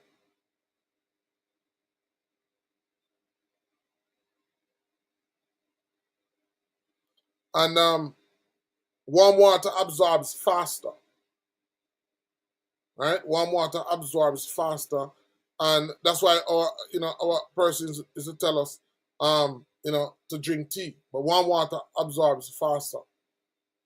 And so there are 4 pillars of true hydration. All right? 4 pillars of true hydration. And as I said, we want to talk about that. We're going to talk about that next week. And the 4 pillars are the salt first technique, the 64-ounce protocol, which is what I shared with you. And then there's a morning ritual, which is a 16 to 20 ounce warm water that works very well. And then there's a solid. In the book, we go deep into them. We talk about them. But this 64-ounce technique is what I've been sharing with so many of our clients. And you can't imagine the testimonies that we're hearing. One gentleman came from New York, came to my office in St. Thomas. And he was there very early. And when he came, he says, "Doc," I said, "How can I help you?" He said, "Man, I have this nasty running nose. I have to walk with toilet paper and it's embarrassing. I think he said something like either 14 is 18 years. And I said, we can help you. He says, man, me hear that from whoop somebody. My doctor back in New York tells me that he can't get better. I said, yeah, man, he can get better. So he says, I said, sit down. And we have another water that we call colloidal silver water because we don't use a lot of water. It's colloidal silver water. And colloidal silver water is actually 99.9% silver dissolved in water. And I gave him what is called a nasal irrigation. So I rinsed out his nostrils. And I had a 5-gallon bottle of water. And I gave him some, and he went and got some salt, some pink salt. And he started using it. The next morning, I saw him smiling. He said, Doc, I bring somebody else. I said, yeah? Come to your toilet paper, I'm laughing. He said, man, it's the first 14 years I've gotten any form of relief. The first in 14 years. And he brought another gentleman. And so they have been coming. I've been teaching them the protocol. I said, listen, I have to share this. So I can't wait. And I have so many more persons who have been sharing. One person was having lack of appetite, sleeping issues, low energy, struggling from depression. All of these are signs of dehydration. One of the signs of dehydration also is cravings. If you're having cravings for sugars. Because what happens is that usually when the body wants minerals, the body causes you to have cravings. So it's like when somebody wants calcium, you'll have persons who crave marl, or persons who crave charcoal. The body is intelligent and it knows where to get minerals. Some people crave salt. Some people eat a lot of ice. If you're experiencing any of these cravings, it's a sign of dehydration. We only think dehydration is when you're thirsty for water. No, mental fog, feeling tired, low energy, feeling sleepy all the time. In the book, I talk about all of these symptoms, because, and then I have one chapter dedicated to talking about what happens after the first week of your awakening. When you start to drink water, we call it the awakening. So the first 3 to 7 days of the awakening, there are certain things that your body goes through. Then there's 2 to 4 weeks of the awakening that your body begins to go through. Then there's a month after your awakening that your body begins to go through.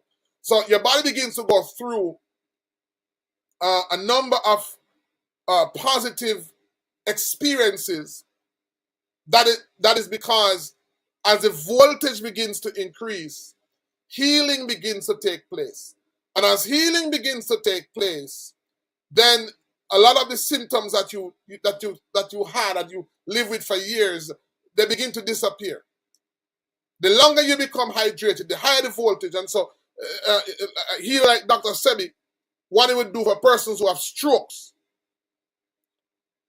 in addition to the water, he would have herbs, because there are certain herbs that are high. There are certain herbs that are high in magnesium. There are certain herbs that are high in iron. There are certain herbs that are high in potassium.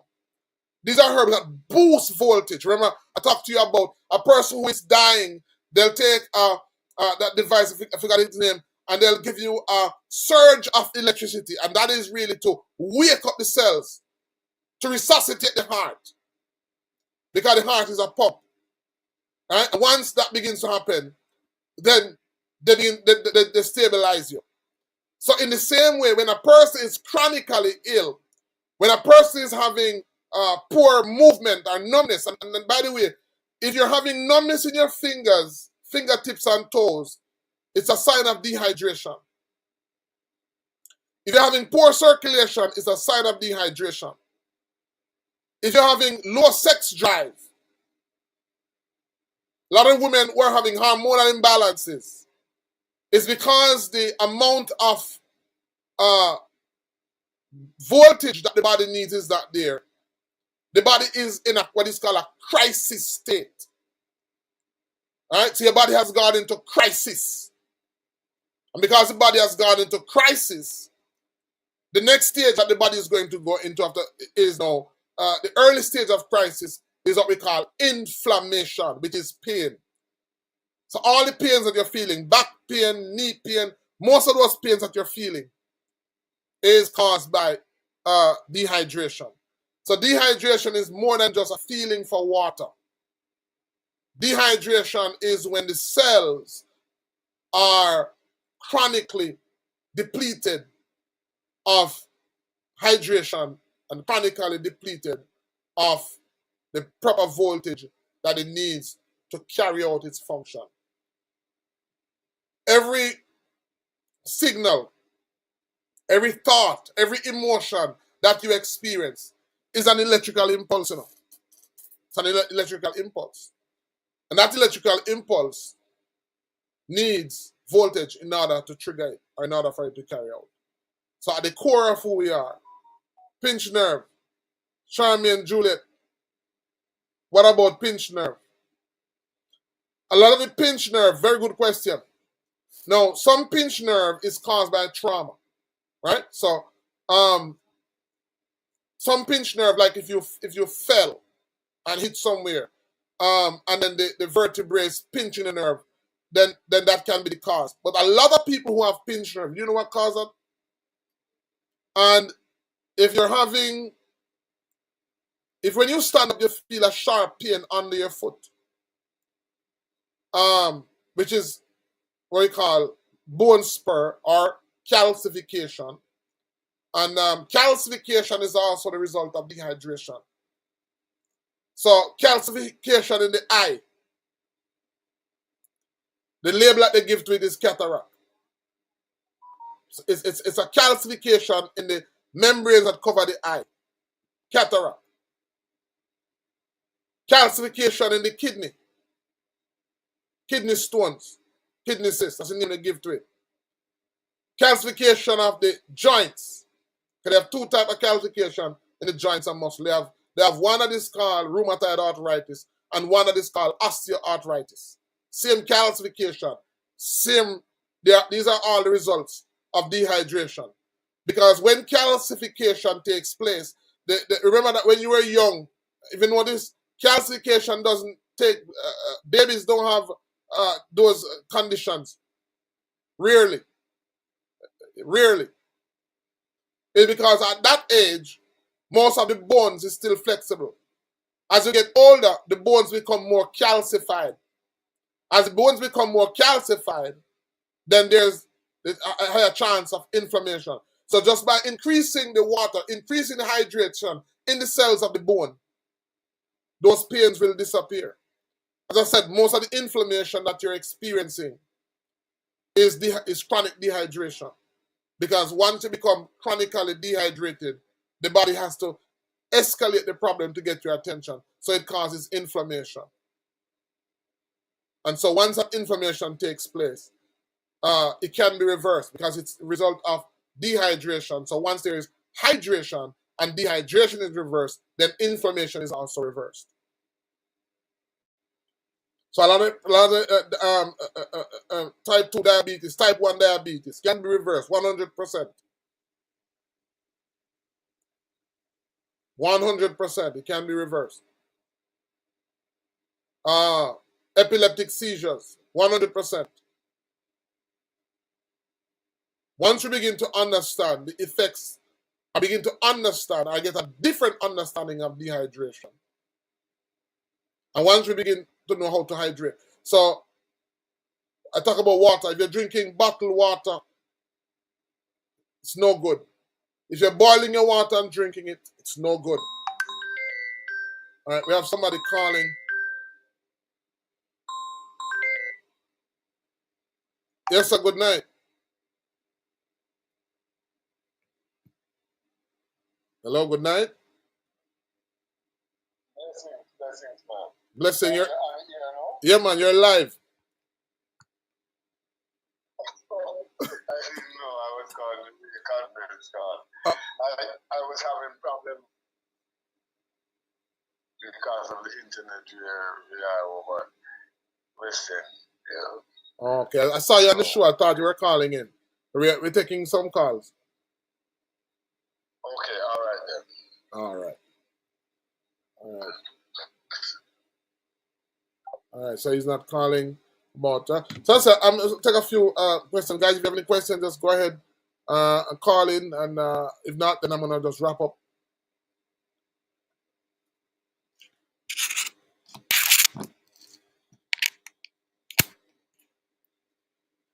Nobody wants to call.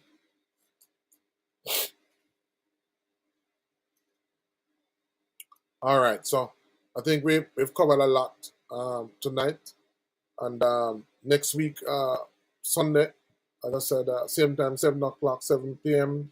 Jamaican time. I want you to share your experience with us about your water protocol. We call it the 64-ounce water protocol. So one more time before we close. So you're gonna get 64 ounces of spring water, not boiled water, not bottled water. You're gonna get spring water. 64 ounces of spring water are the same 64 ounces is the same as 2 quarts. So you're gonna get 2 quarts of water, and what you're gonna do, you're gonna add a quarter teaspoon of salt, Celtic salt. When you add the Celtic salt to it, what you're gonna do is you're gonna take a mouthful, and you're gonna take a mouthful every 6 minutes thereafter. Every 6 minutes thereafter, and you may have to time it.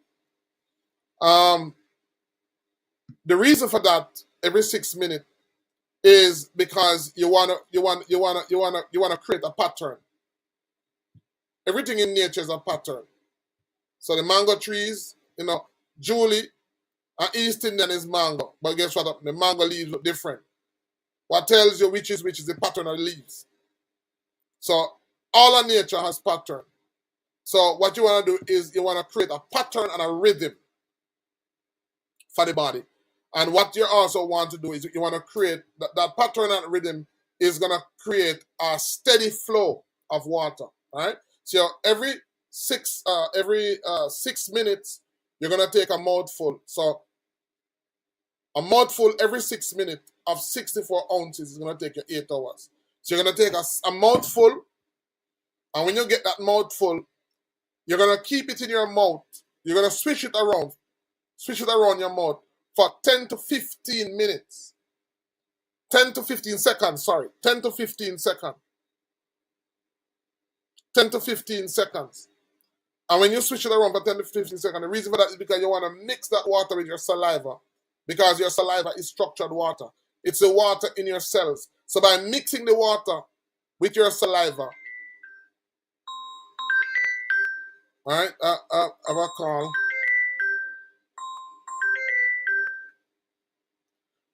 Yes, sir. Thank you for calling. You're calling live. Yes, sir. Thank you very much for Yeah. a wonderful presentation on this life-giving commodity that we use every day. And based on your presentation, there is so much more value and benefit to the use of the right type of water when used correctly Right. and systematically, meaning in a very organized way, a pattern that you develop, a rhythm, etc., etc. Now, let's say I get this new regime started. Yes. And I'm doing well with it, and it's working wonders in my body and health for over a period of 3 weeks, 1 month, etc. Yes. But then after that, I find myself in another territory where this type of water is not available, because you emphasize the use of spring water Right. for this purpose. Right. Right. So I am now, let's say, for instance, I'm in another country. Yes. I'm in the US, I'm in Canada. They don't have spring water, they have bottled water. Take it from there. Right. All right. If you're in the US, in the description of this video, I do have a link for our website. I do have a link for our website where you can find your spring anywhere you are in the US. Should have said that. Thank you for bringing that out. So if you're in the US, if you check the description of this video, whether on YouTube or Facebook, there is a link to a website called findaspring.org. Findaspring.org, where you can find water. Now, as I said in the book, I do discuss other forms of water. If it is that you can't get spring water, then the closest water that you can get is what we call reverse osmosis water. Or there are some companies in the book, I do have in the book listed some companies that do sell spring water. And I also include in the book how you can identify what you look for on the label to know if it is spring water. So I haven't done that for Canada as yet, which I'm going to do. I hope for the next week. So that's a very good question. But I am promoting it has to be structured water because the structured water is very different from just water. Most people who drink bottled water is just water, and the type of water, the structure that the water has, does make a very, very, very big difference. Thank you very much. Do I hear you also to be saying that while there are alternatives for when people do not have access to the spring water, such as it's available in Jamaica, Yes.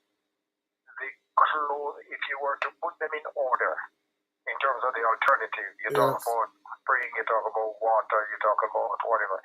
If you were to put them in order of preference, would you start with spring water? Or are you saying that even when you see the label spring water, you need to read to find out the ingredients to be sure that it is authentic? Is that what I'm hearing? Yes. Spring water. Yes. You need to check the label. So as I said in the book, I do have a listing of spring water. As a matter of fact, in terms of water, let me just tell you, in terms of ratings, in terms of grading.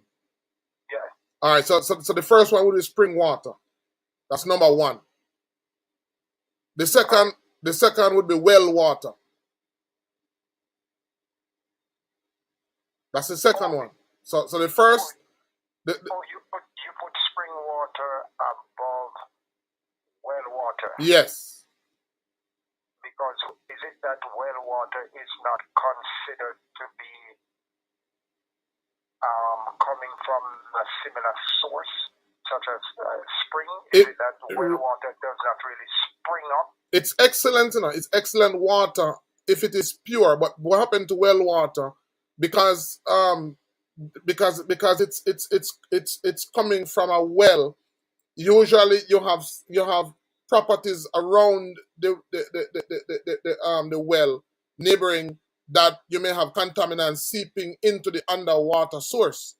Okay, got you. Yes. So it's rated below spring water.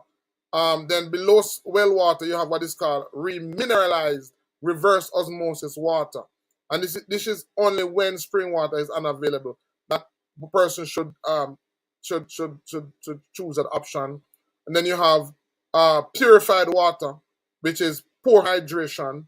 Then you have distilled water, which is dangerous, especially in the long term, because distilled water, which is boiled water. Distilled water is not boiled, but this is water that is condensed, that is boiled, and then it is condensed, and then it is drink. This is not only poor in terms of dehydration, it's also dangerous because it will cause person to even to lose their teeth. Yes. Such as tank water coming from the tank. No, distilled water No, I is mean, when I say water coming from the tank, I'm talking about rainwater, tank as a catchment from rainwater. Not necessarily. no, When I say tank, I'm talking about concrete tank. no. That is not distilled water. All right. So Okay. the word D is a prefix. Even though it's spelled distilled, it's actually distilled water. And what it is that if you notice, that's the reason why they'll tell you that if you have a battery, you should only put distilled water in it, because what happens is that when they boil the water and the water condenses, it leaves all the mineral in the container that it was boiled. Okay. So it leaves. So it is water that has been demineralized. It has been stripped of all the minerals.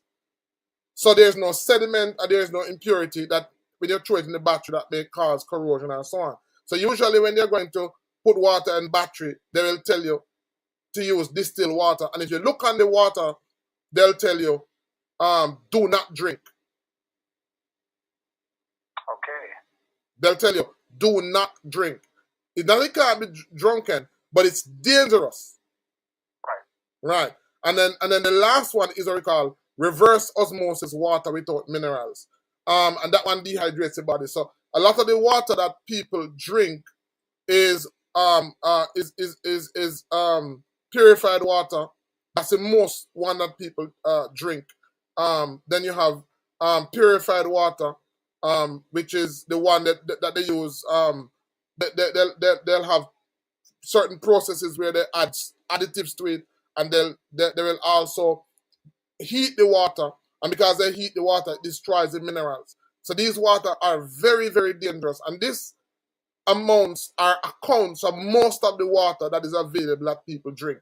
And then we have the tap water, which is the water where chlorine is added to it. My layman's understanding of the reverse osmosis water is that the system is set up to extract all forms of impurities, and after that they put back into it now. They put into it the essential minerals. Yes, that's what. So a lot of the bottled water is reverse osmosis. But here's what happened now. And I'm glad you asked that question, because a lot of the water, there is potassium and there is sodium. Now, potassium is the chemical opposite of sodium. So potassium is a diuretic, and sodium is a mineral that allows the body to hold on to water, right? And so what happens is that when they remineralize the water, they alter the structure of the water so that when you bite and drink it, you are only thirsty, needing more of it. Okay. So you are. So when you buy the bottled water and drink, you wanna, how are you drinking it so much?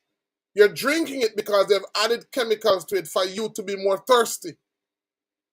Okay. So you're drinking it, and you're drinking more of it, and you're passing out your minerals, and you know you're basically a lot of you know I don't want to call it a brand, but there's one particular brand in the States that when I was there and I drank it, man, for the first time my kidneys pain me. Okay. Okay. Mm-hmm. Hopefully, my last question. So there are alternatives. The spring waters, to maximize the benefit. I heard you emphasizing the adding a little bit of the Celtic salt, which I can understand. How about the other types of water which you list in your book as alternatives? Can should the Celtic salt be added and in the same proportion as you would add in the spring water? Yes. And if not all of them, which one? Yes. So there's a Celtic salt. There's Himalayan salt. There's a salt from all the Utah salt, and there are a number of, what you want to look for is a salt that is brown, not bleached, because in the book we also discuss sodium chloride or the table salt. Why is the table salt dangerous? Why we should avoid the table salt? So you want to look for certain. You want the salt to be natural, because the salt profile, will have the minerals that your body needs. And as I said before, the Celtic salt. Why is Celtic salt in the water? Is that when you add the Celtic salt to the water, the solution becomes the closest resemblance to the plasma, your blood plasma. So this bottle, this protocol that I'm telling you about, what you're actually doing is you're actually creating a solution that is closest to your blood plasma as is possible. So it sustains life. That's why I recommend the Celtic salt. So the mineral profile in the Celtic salt is almost identical to your blood plasma. That's very helpful information. In the said question, I'm also trying to find out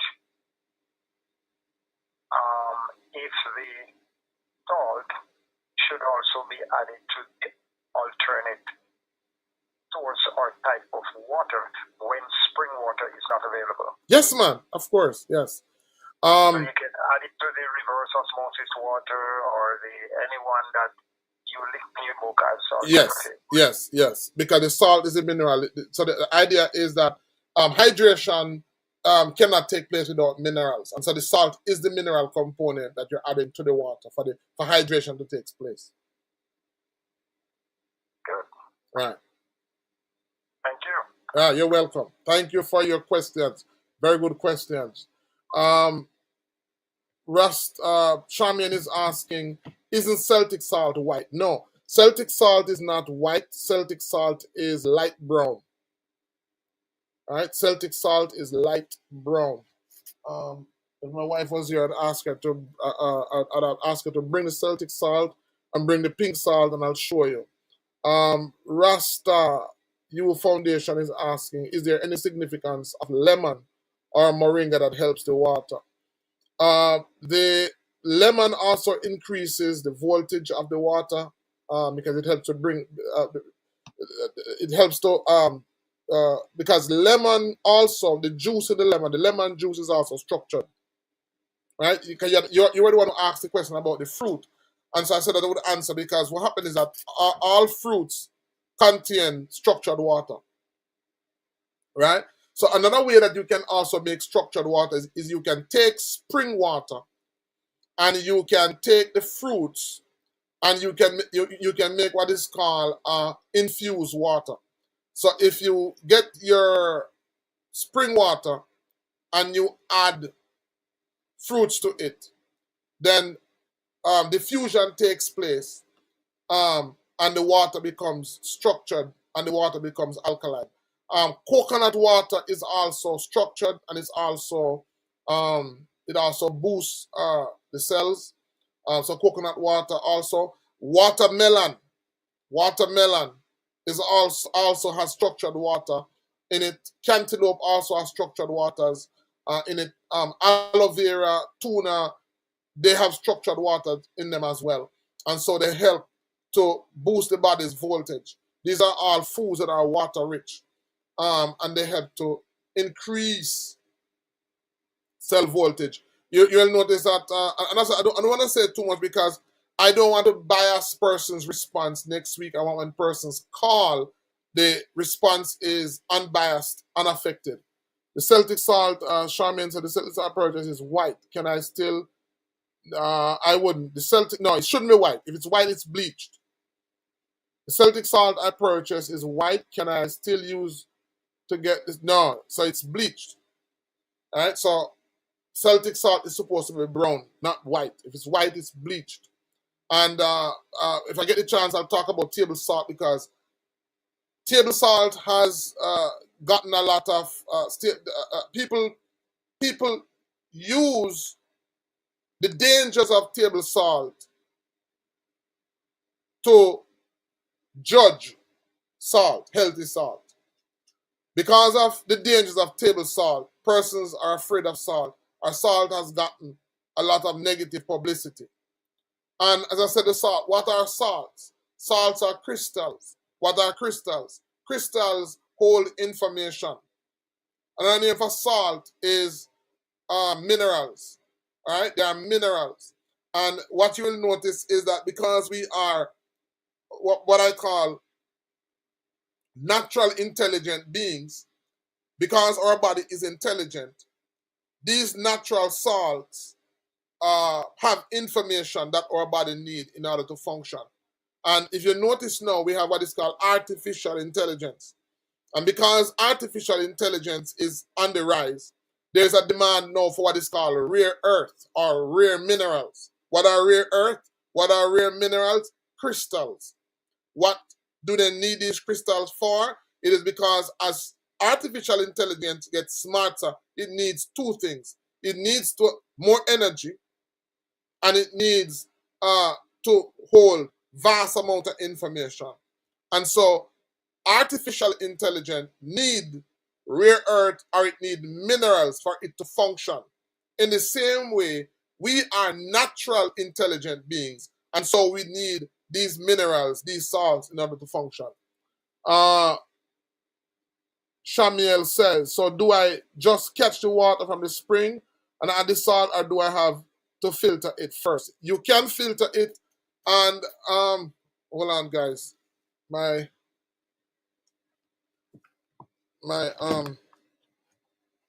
device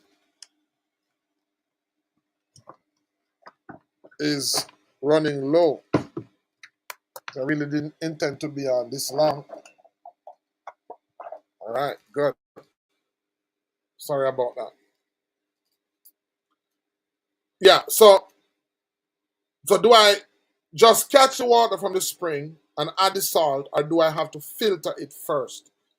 Now, in the book, we talk about the different types of filters, because there are some filters that can affect the quality of the water, right? And, one of the things that we should know how to do is to make our own filters, because we can make our own filters with stone, with sand, and with charcoal. So we can make our own. You can look it up on YouTube. There's a lot of videos out there that teach persons how to make their own filter, but they can get water that's very dirty and they can filter it out. But yes, if you can filter it out, then do filter it out. But as I said, the age that we're living in now, the system has us very concerned, or we are overly concerned, or we are more concerned with clean water rather than living water. So we have a lot of bottled water that is clean, but it's dead. It's far more harmful than living water. All right? And as I said, our ancestors, this is where they would get water. They get water from the spring. And nobody died. All right? All right, so it's now, I'm 2 hours and 28 minutes into the live. The number is on the screen if you want to call, 365-1131. You can call, take a few more questions for persons who may have questions. When you ask questions, it's one of the best ways to get the information out there, because the greatest weapon against sickness and disease is education, not medication. A lot of persons are afraid to ask questions when I'm on a platform like this, and then they call me afterwards. And sometimes I don't have the time. I don't have the time to talk that long, and I don't have the time to talk. A platform like this is, I use it to talk to persons as much as possible. When I shout out all those persons in Ghana, we're coming to Ghana in March. I don't remember in March, but in March of 2026, we are on our trip to Ghana, and we're going to be looking at the herbs that they have there. We're going to be reconnecting with the motherland.